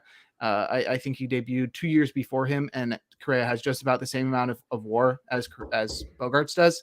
And the way that he makes up for it is by being a much better fielder than him or Trey Turner. And then he's also actually a better hitter. I think it's hard to tell that he's a better hitter because he doesn't rack up the home run totals and he doesn't bat 300. He hasn't since 2017, but he walks 10% of the time every single year. He strikes out below league average. He hits for decent power, or decent to above average power, and also is just very solid all around. I think he's a great hitter. I think he's a really good defender. He's got a really good arm. And I think that just shows up all across the board. Career 130 WRC plus. He's got 31 career WAR. He had a 6.2 WAR season in 2021. And I don't think it matters who he's surrounded by on the offensive side. I think he's going to be great. I think if people start to say that the Giants ballpark is going to hold him back, it's not. If you look at park factors on Baseball Savant, last year the Giants had the 6th best ballpark for right-handed hitters in terms of park factor. So it's got all the makings of it. The Giants have not had a star offensive threat since Buster Posey retired. And even before, like, I don't even consider Buster Posey like a scary offensive threat. They haven't had anybody like that since like Barry Bonds. I obviously don't think Correa is at the level that Barry Bonds was, but I don't think we've seen the best of Carlos Correa yet. I think people have been waiting for an MVP season from him. He's about to be 28. He's still in his prime. I think we could see an MVP level campaign from him at some point in the very near future. And we talked about this extensively. I think as long as he's good for the next 6 years or so, from like 28 to 33 or 34, before he gets into the latter half of that contract, I think as long as he continues to be like a 4 to 6 WAR player or better, it doesn't matter what he does the rest of the time. And especially, like you said, 26, 27 million AAV, that's going to be nothing. We were talking about this before the podcast. That's going to be nothing by the time we're in the 2030s. That's going to be chump change. The qualifying offer is going to be 27 million at that point. And it really won't matter. You'll be able to move him to third base. You'll be able to move him to DH. And I think his bat is going to stick because he does have that plate discipline already there.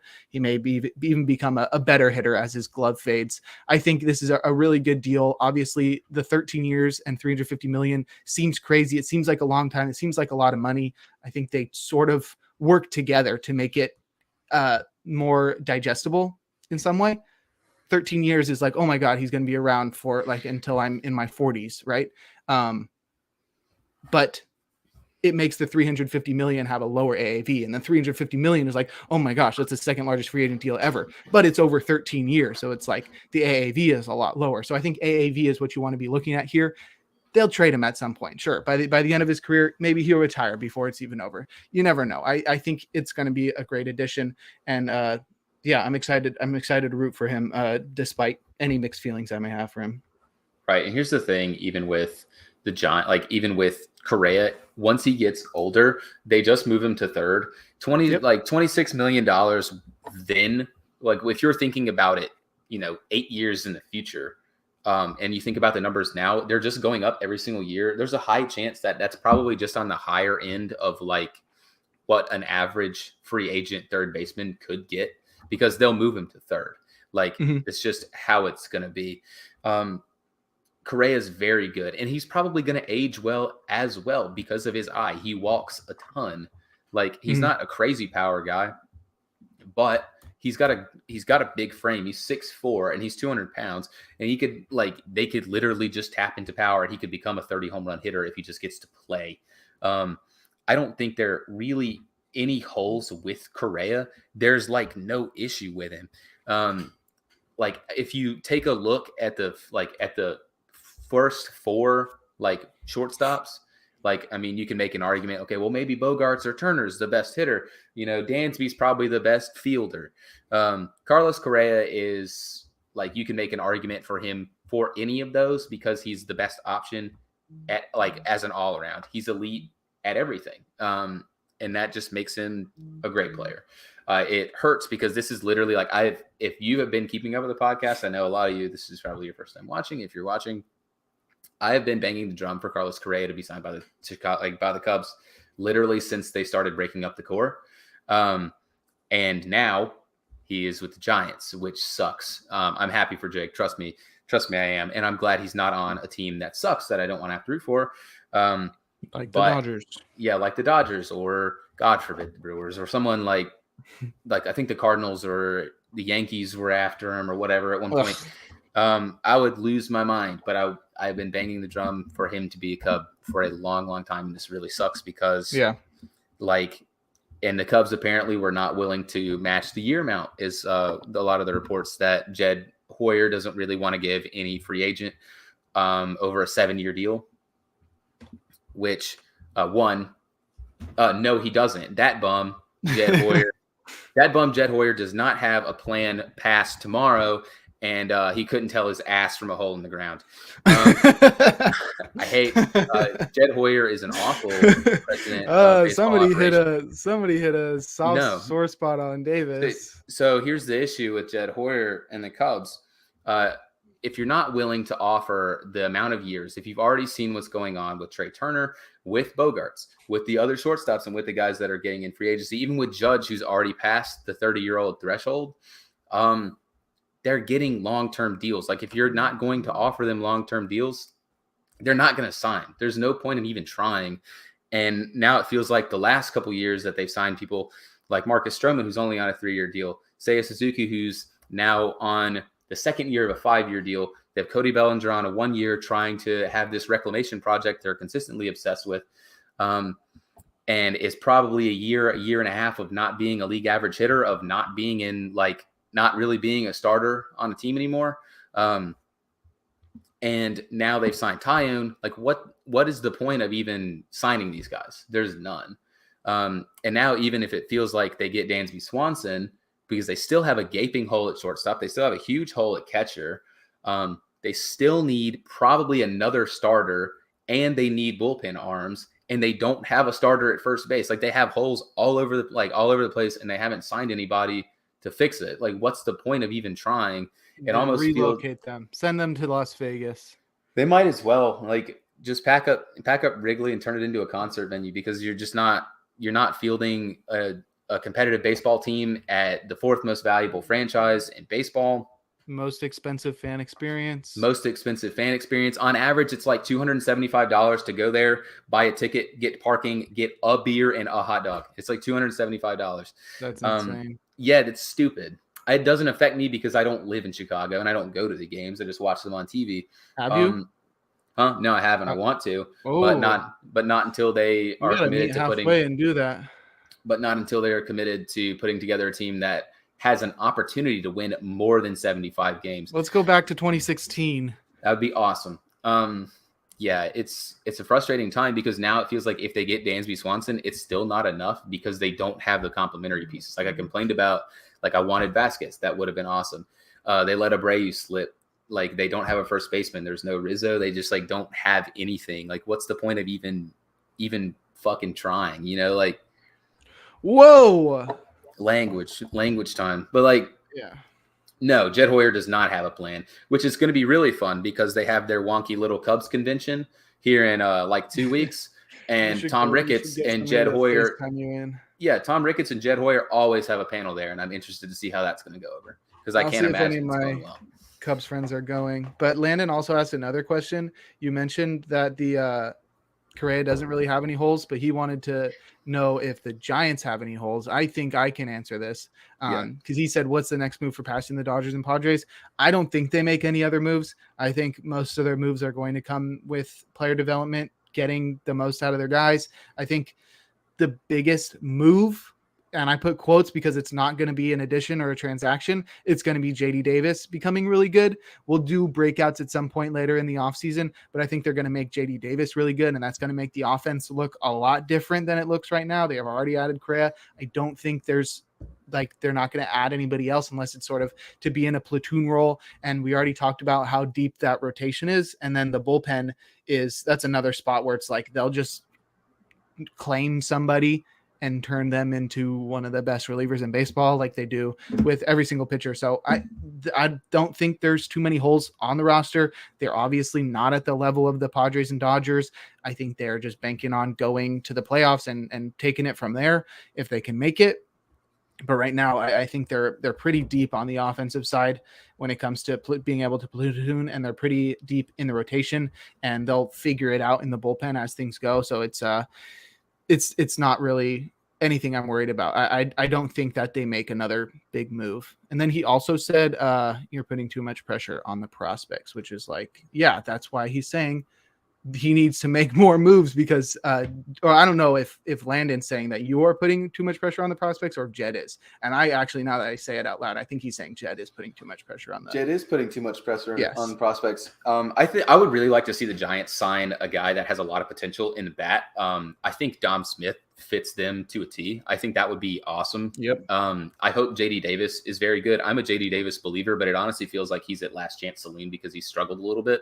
And it feels like if he's not good within like the next year and a half, he's going to be delivering DoorDash in San Francisco.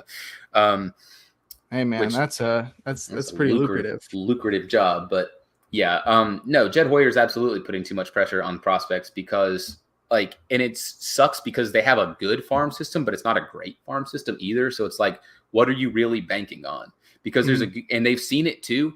Like their top two prospects are both center fielders. You have Brennan Davis, who is coming off of a back injury. It is difficult to return from back injuries in a professional sport that requires a lot of torque and motion, like baseball. And also, they have a hitting prospect named Pete Crow Armstrong. He is their number 2 prospect. He's like really good, but you could also watch him come up and be Albert Almora number 2. So prospects are never a sure thing. And he should know that first and foremost. So Jed, I personally think he's a moron. And I don't know if it's him just refusing to spend money. I don't know if it's Tom Ricketts. The big thing that sucks is I don't know if it's squarely Jed's fault because the last time they spent a lot of money, they spent it while they were in the middle of their contending window and things didn't go well. So Tom Ricketts kind of pulled the plug and they got no more money for 3 years. So I think Jed's a little gun shy and afraid to spend money on guys unless they basically fall in his lap, and that's not going to happen.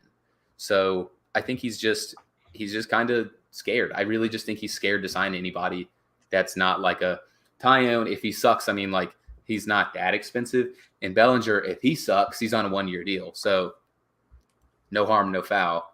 And Jed's fine. But they need something because they're not remotely competitive. And it's just hard to rebuild now because of the draft lottery.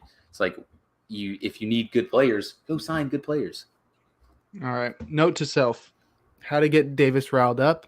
Yeah, bring up Cubs offseason plan. But yeah, we should run through these last 4 transactions real quick before we can do a quick through the Rule 5 draft and then wrap up the podcast. So I'm going to go through these fast style. First one is the Rays trading for JP Feyereisen, trading him to the Dodgers, of course. Doesn't seem too interesting until you look at the fact that JP Feyereisen had a 0 ERA in 24 innings last year. He underwent shoulder surgery, so you might not see much of him this year. but they'll have him through 2026. Yeah, they traded him for a minor league reliever named Jeff Belge. Like, one, that's a made-up MLB The Show name, Jeff Belge. I can even picture what he looks like because he's the little guy that's got the really long beard for no reason.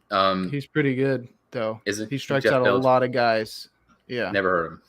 Never heard Rays of him. are going to turn him into an all-star somehow. I'm sure they will. Fyreisen is going to, next year, 2024, Fyreisen's going to lead the majors in saves. Probably. Now. Probably. He was really good. He got traded. Was he part of the trade that the Brewers made with them for Adames? I think he was part of that trade. Yeah, I think so. It's either that or yeah, I think so. I don't know. For some reason, I think of it as a smaller one. I might be talking nothing. Those are the right teams, so yeah. I need to look that up. Well, there's that one. The next one is maybe even more minor. Owen Miller got traded to the Brewers from the Guardians. Shout out Landon. The Guardians will receive a player to be named later, or even better, cash considerations. Everyone's favorite player. Yeah. Owen Miller started off the season really hot. Like, he looked like he was breaking out. And I'm pretty sure I bought into that when we did early season breakouts. He had a 227 WRC plus in April. Wow. And then was never above 84 the rest of the season. So yeah, I think he's actually not that great. The Brewers will probably use him as a super utility guy. He's a pretty light hitting guy that can play all over the infield. He doesn't really stand out too much. You're probably rooting against him, I'd guess. Me? I don't know. He's on the Brewers now. Well, yeah, but he's a former Guardian, and I like the Guardians. But he had a hot start, and then he just kind of faded away into doing nothing. So This is more of a nothing trade. Mm-hmm. Next move, I think we're in agreement that this guy sucks. I've never said anything otherwise. The Dodgers signed Noah Syndergaard to a 1-year, $13 million deal. It's got $1.5 million worth of incentives baked in there. Noah Syndergaard is a guy that I said I would have liked the Cubs to take a flyer on, and then Jake said that he sucked, and I was like, no, he doesn't suck, and now he's signed with the Dodgers, and I'm in agreement that he sucks. So yeah, no, he does suck. This is like the litmus test of if somebody knows stuff about baseball. Ball knower. Yes, exactly. Yeah. You say, hey, is Noah Syndergaard like good, or do you ask, does he have ace potential? And then if they don't know something about baseball, they'll say yes, and if they do know something about baseball, they'll say no. I said he was interesting. I did not say he had ace potential. I said he was an interesting guy. I didn't say you did. I didn't say you didn't know your ball. You just said he sucked. Either way, this is a guy that I've always talked about as a thrower, not a pitcher, and that means he used to just have really good stuff. So we just throw the ball. He's not really trying to place it anywhere. He doesn't have incredible like movement on his pitches. He just throws hard. And that got him places in the past, like 2016 and 2018. And then since then, he is not good. Last year, he had a 3.94 ERA, about a 4 ERA. He didn't strike out anybody. He had what do you think? I don't know if you have it up. What do you think his strikeout rate was last year? Strikeout rate? Yeah, percentage. 30% is elite, 24 is league average. 12. 17.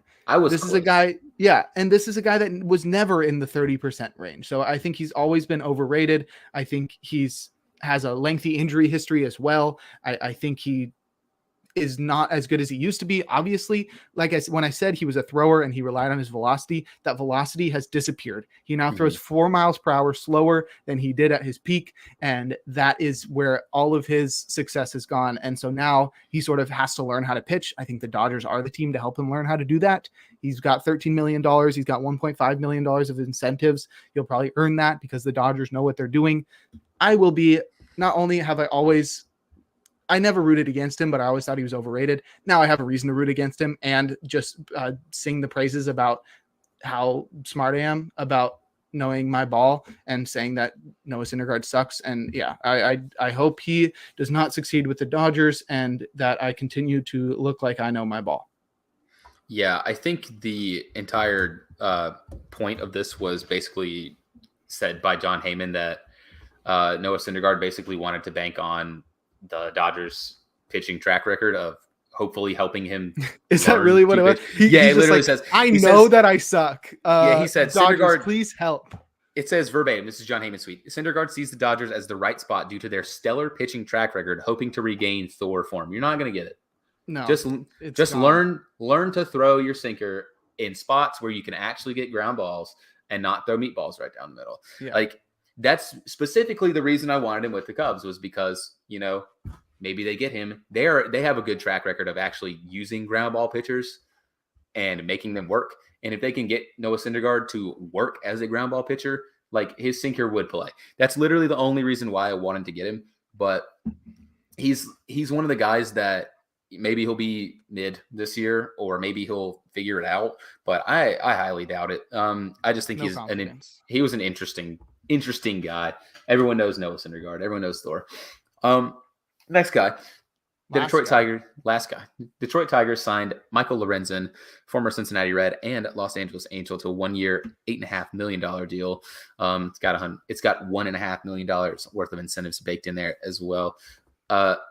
Lorenzen is a baseball player. He had a cool little stretch with the Reds where they let him hit every now and then. He had a couple dingers, but he's a baseball player. Yes. I think that's all there really is to say about it. He was a reliever for many years, and he got back to starting last year. And he was actually pretty serviceable. I think he's like just the most average starter you're going to find out there, and I don't think there's too much upside here. And I don't know, the Tigers sort of suck, but maybe he'll do well in that pitcher's park out there. He just has to find a way to throw more than 100 innings to be valuable. The only thing that I think is interesting to note about Michael Lorenzen is that he was bad basically until like September, or around, pretty average. He only started 18 games, but he is a guy that is comfortable, like, I think, being a swingman, which we've talked about a million times. Also, there's a really interesting note about him. When it hit September, he had his best month of the season, and that was when he basically just threw away his arsenal. And he was a two-pitch pitcher. And he was an interesting two-pitch pitcher because he had one two-pitch mix against left-handed hitters and a slightly different two-pitch mix against right-handed hitters. He only threw changeups and four-seamers to lefties, and he only threw sliders and four-seamers to righties. And he had a great month. So maybe if he figures something out with that, maybe that'll work. But I other than that, this is like a nothing move. But there's a little bit of upside in the two moves that the Tigers have made. I mean, they got Lorenzen and they got Matt Boyd. I think combined, they're only about $20 million. And that's if both of them get both of their incentives. So other than that, yeah, this is not a move to really talk about a lot. Yeah. All right. You ready for the Rule 5 draft? Absolutely. All right. I'm thinking, well, first of all, if you don't know what the Rule 5 draft is, it is a draft where every team participates and they're able to take guys from other teams that have been in the organization for, I think it's like 5 years or something. It's different depending on whether they were drafted out of high school or college. Nonetheless, it's when they're not protected on the 40-man roster after they become Rule 5 eligible, then teams can just swoop them, but it's like a draft. And then if you pass, you don't get another pick. It only went one round. Nobody wanted to take two picks. Actually, apparently the Pirates wanted a second pick, but they wanted a guy who's currently suspended for steroids, and they didn't get him. That's I learned that from the new Foolish Bailey video. But I'm thinking we just go through here. We say buy or sell. Do you think they'll remain on the roster the whole year? Because the big caveat about the Rule 5 is that once you draft them, they have to remain on your major league roster for the entirety of the season. And if not, then you got to send them back to where they came from. So that's the cool caveat of the Rule 5 draft.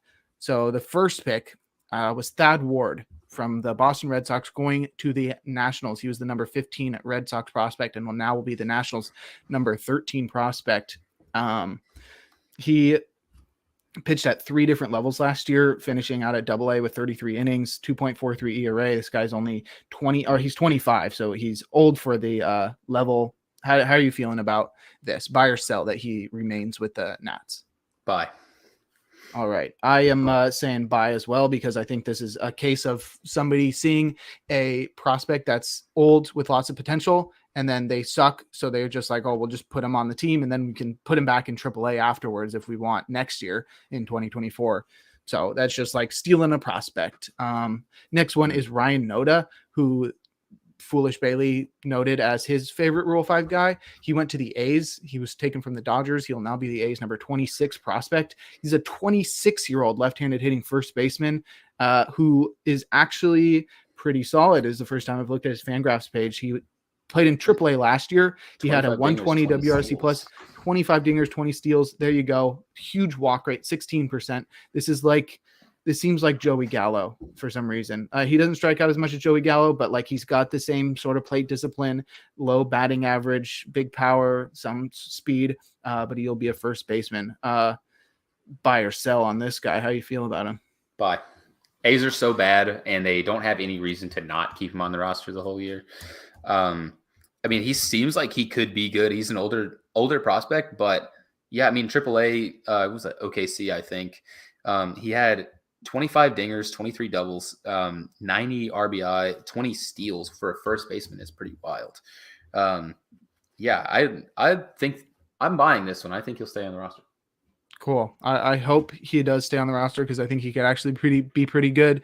And I don't think the A's have any reason not to let him stick there, even if he's just like a platoon guy. So yeah, I agree. I also buy that he's going to stay on the roster. Next is Jose Hernandez, who went from the Dodgers as well, who I think got the most guys swooped outside of the I think the Guardians, Yankees, and Red Sox, I think tied for having two guys taken from him. The Dodgers had like 3 or 4. But Jose Hernandez is a reliever that is now going to be on the Pirates, and he pitched in 38 innings at AA last year. He also pitched in High A, and he pitched to a 3.96 ERA. He is 24 years old, left-handed pitcher. Buy or sell? Do you think he stays with the team? Buy. He's a left-handed reliever.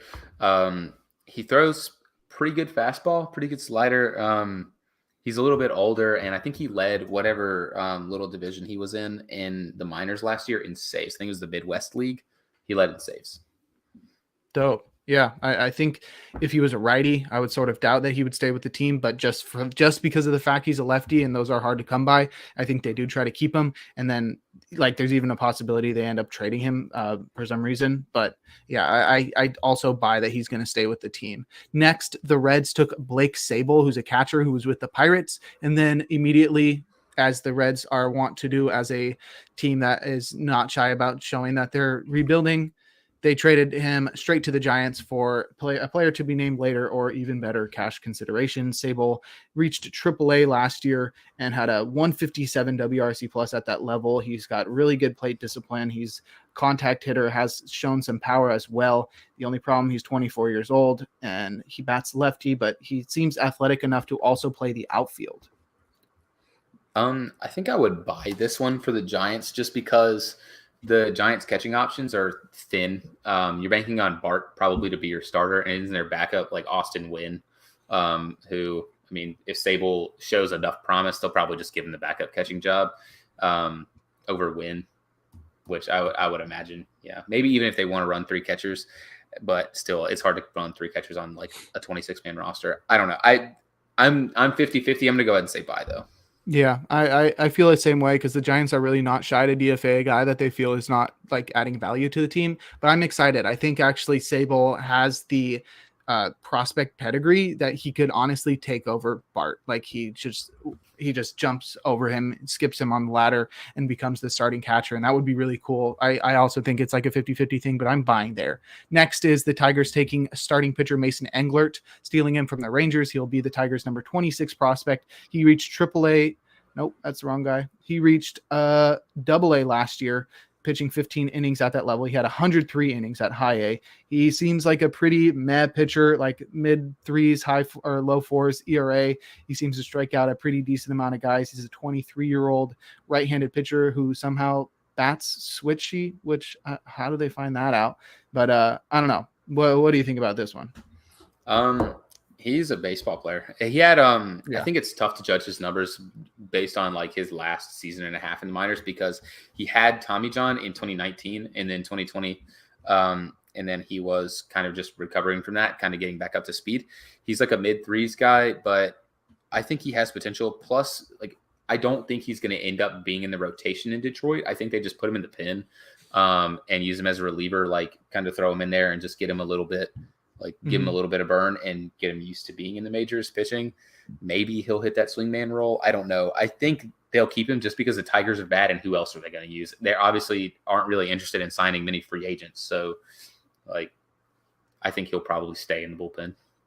I'm going to say he doesn't. I think the Tigers have shown that they are not bad at producing pitching prospects as well as pretty solid relievers. And I don't see where he fits into that. If he does end up being a swingman, then maybe he does stick, but like I can definitely see him leaving, but maybe he's got more potential than I'm seeing on his Fangraphs page. So maybe that's what keeps him there, is that he shows that he has another level to him. The next one was could have seen this coming from a mile away. The Rockies stole Kevin Kelly, a reliever from the Guardians, and then immediately traded him to the Rays. So like the Rays taking a guy from the Rockies made a smart pick, right? Because the Rays are in on this guy. But of course the Rockies are going to trade him away.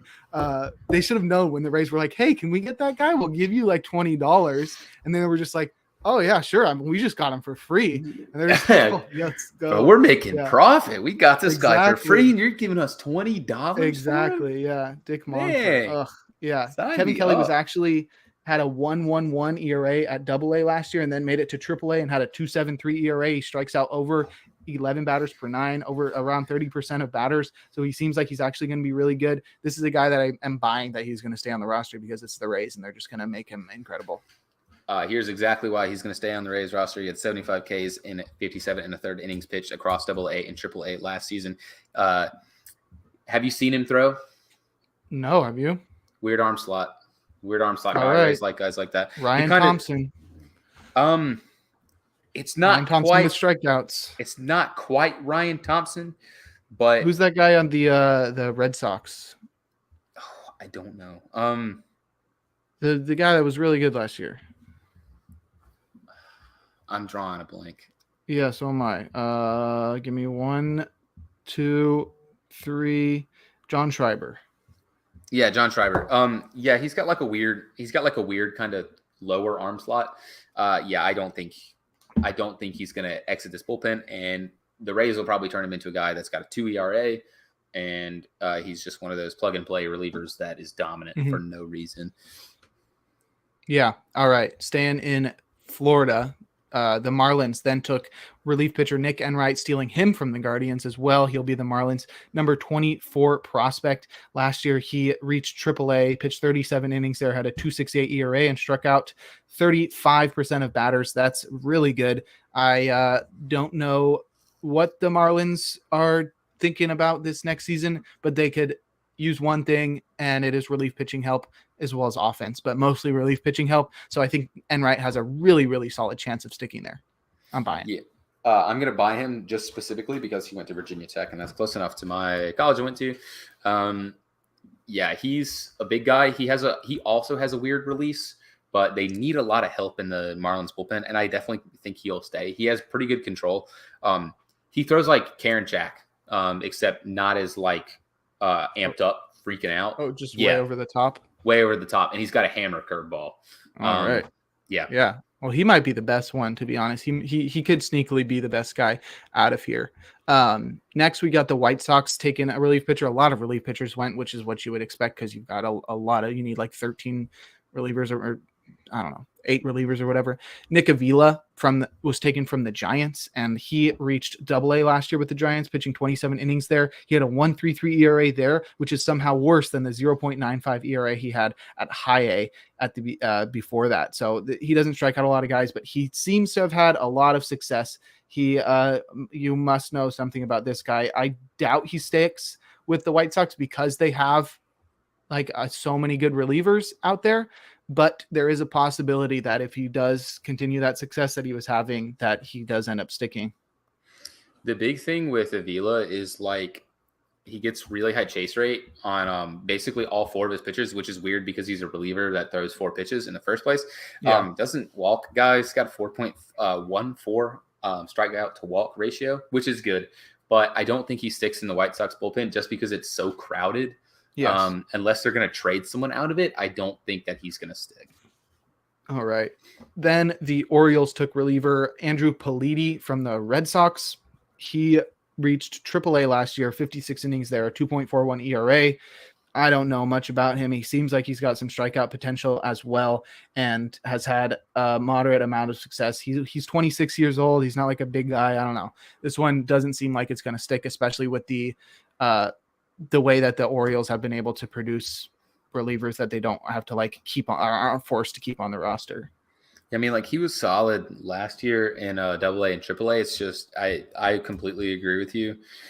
He doesn't throw super hard. He's not really outstanding. He had a good season last year, but I just don't think he'll stick. Yeah. All right. Next, the Brewers took reliever Gus Varland from the Dodgers. He's sort of a swingman. This one doesn't make much sense to me. He pitched in AA last year at the age of 26, and he tossed 70 innings of a 6.11 ERA with a 5.33 FIP. And I don't know what they see here, but obviously they see something, and I don't know what it is. I don't think he sticks on the team. I think the Brewers are obsessed with relievers that are like big and throw hard and walk everybody because that's like all their bullpen. But I feel like their bullpen, like they're such a bullpen heavy team, that the moment he like sucks, they're just gonna be like, nah, you're out of here. Yeah. So no, I don't think he sticks. Me neither. All right. Then my favorite pick of the draft, if Foolish Bailey's was Ryan Noda, my favorite was Noah Song being taken by the Phillies from the Red Sox. Noah Song was a big prospect when he was coming up, but everyone knew that he was going to the military. I don't know what branch of the military, but he was going to the military and he was set on it. And he was really good. And then he said, well, I'm going to the military. And that's the big thing, is that this is a guy that would have gone in the first round if he didn't have that obligation. And now he's become Rule 5 eligible and the Phillies just stole him. I think he does stay on the roster, and I think he's actually going to be really good. He's going to be 25. And I think this is like, we haven't seen him, and the Phillies are going to do something crazy, and it's going to be like a crazy good story that comes out of here. Or he just like hasn't pitched in forever, and he's just like, "Are you sir? Yes, sir." And they're just like, bro, just pitch the baseball. What are you doing? He's in the Navy. That's what it was. Yeah. No, he's going to stick on the roster because Dave Dombrowski drafted him in the first place. So there you go. Yeah. Yeah. Dave Dombrowski drafted okay, him. this has got to be the best pick by far. Jose Lopez. Yeah, next is Jose Lopez, who was taken by the Padres, stolen from the Rays. He is a reliever. He is 23 years old. He will enter his age 24 season. Last year, he reached AAA, but the majority of his season came at AA. Across 55 innings, he had a 2.60 ERA, where he struck out a whole lot of batters, 38%, 39% just about. And that's about all you need to know there. I don't think he sticks on the team because the Padres are pretty set and like sort of need that flexibility to be able to drop guys off the roster, but there is a shot because I wouldn't say the bullpen is the strength of the team.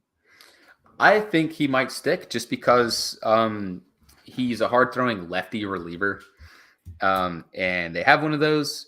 If they can fix Hader, maybe they can fix him. I don't know if you've seen him throw, but he looks exactly like Jose Alvarado. He's even like a lefty. Oh, yeah, okay. He's even maybe like he does stick. He's like a bigger frame, hard-throwing lefty, throws fastball slider. So he's like Jose Alvarado. Yeah. Last year he had like a 2.4 ERA. Maybe he sticks. I don't know. I think he has a better chance literally just because he's a left-handed reliever. All right. Next, the Mariners took your boy Chris Clark, a reliever who was previously on the Cubs. He was more of a swing man. He only relieved 3 games, so maybe he can be somewhat of a starter, but he reached AA last year, 96 innings there, 4.93 ERA. Didn't strike out a lot of guys. He's a 24-year-old, but he's 6'7", so maybe the Mariners were taken aback by how tall he is. I really don't think he sticks. Not just saying from a Cubs perspective. If you look at their active roster right now, they have 14 pitchers, which is 1 over the maximum that you can have. So they have to get rid of somebody. Oh, yeah, and that bullpen is stacked. Yeah, that bullpen is stacked. Their rotation is good. He's not going to fit in it. And they, if anything, they need a lefty, and Chris Clark is not a lefty. So I really doubt that he'll stay. He also was the Mariners' number 28 prospect. All right, second to last guy the Cardinals stole, Wilking Rodriguez from the Yankees. and that's a cool name, but this is like the weirdest pick. He made his debut in 2014, and then for some reason there's no more minor league data on him after 2015. I don't know what's going on here. This might be the wrong guy, but it says St. Louis Cardinals AAA. This guy is 32-year-old reliever. I don't know what's going on here. The Cardinals are doing double magic stuff. He's been in independent ball in Mexico, and he just came back.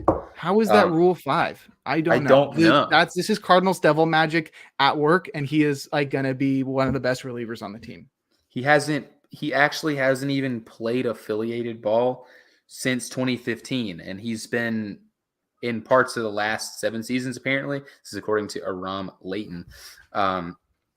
He apparently has spent the last 7 seasons in Venezuela and Mexico. I don't know, but I just know that the Cardinals are going to do something fishy. Probably. Yeah, that's weird. I don't know. Yes, it is really weird. All right. Yeah, he'll be good for no reason. The last guy taken in the Rule 5 draft was taken by the Mets, stolen from the Yankees. It's reliever Zach Green. It will be the Mets number 25 prospect. He pitched at AAA last year, 68 innings, 3.42 ERA. He struck out a lot of guys, and I think this guy actually sticks. I'm going to sneeze. Bless you.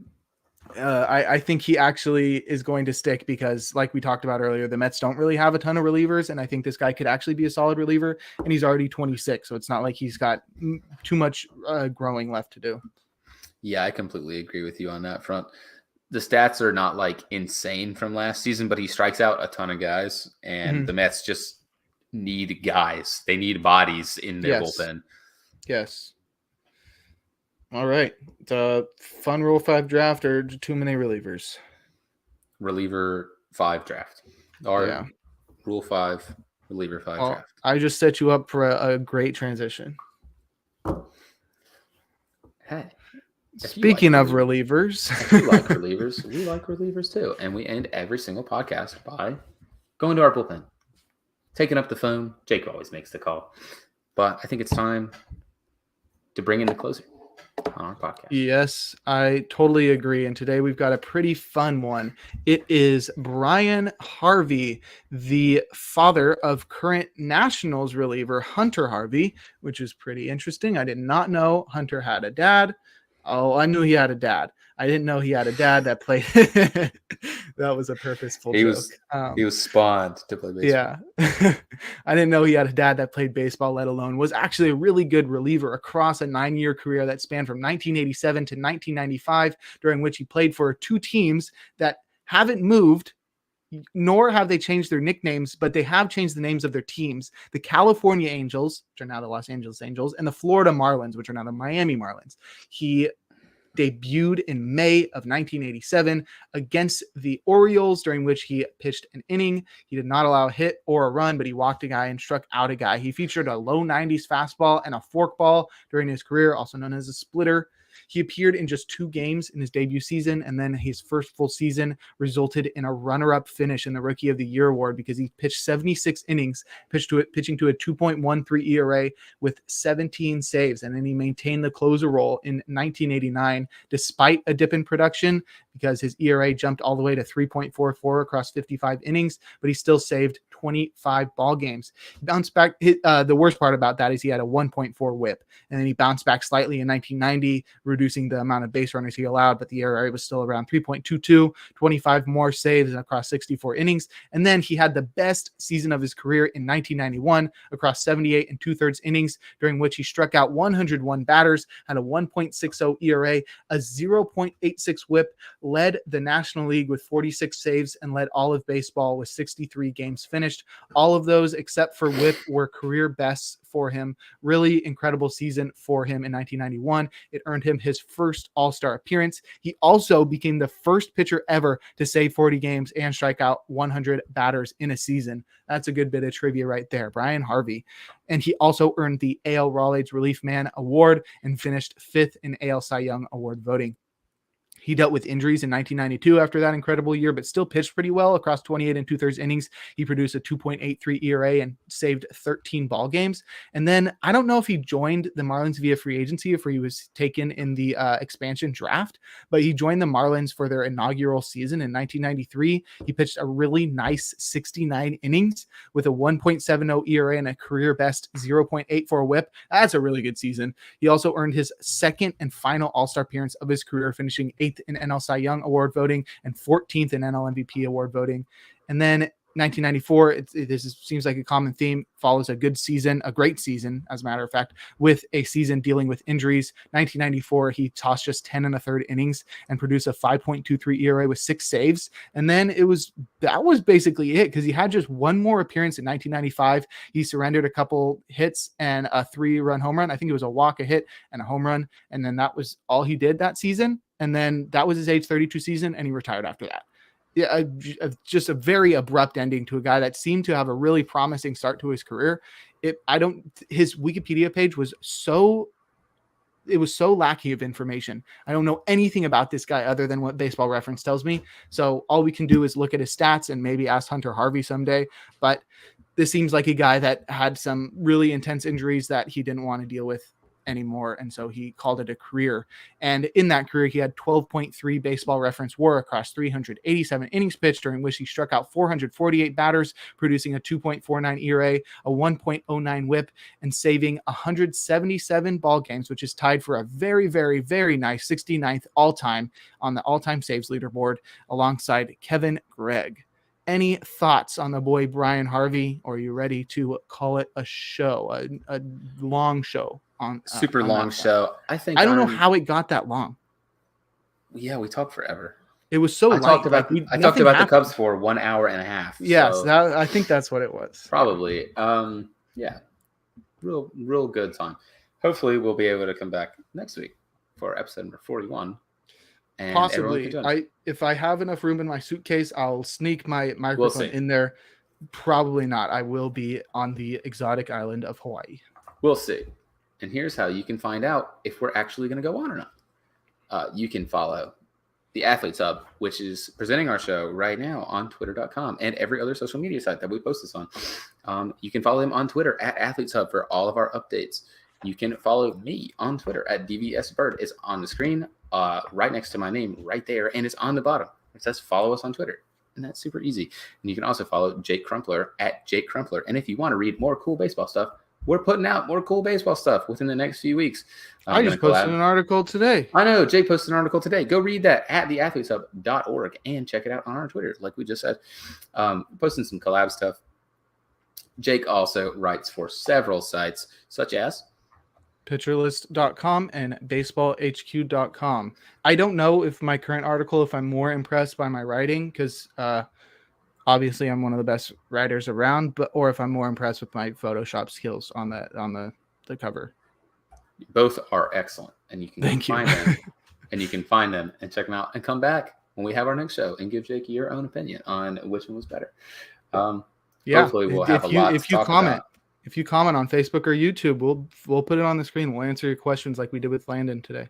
Yeah, awesome. So thank you everyone that stopped by to watch us talk about baseball and complain for hours now, literally. Go Giants. I'm not saying go Cubs. Go Cubs, go. They're gonna replace it with the clown car song. It's gonna be a fun season. But check us out whenever we come back on. Always down to talk baseball. Just check with us on Twitter, wherever. Talk to us. DM me. Jake, are you gonna podcast this week? Yeah, ask Jake specifically. Don't ask me because my DMs aren't open. No, they aren't. His DMs are only open for me. Yeah, that's true. All right. Smell ya. See ya.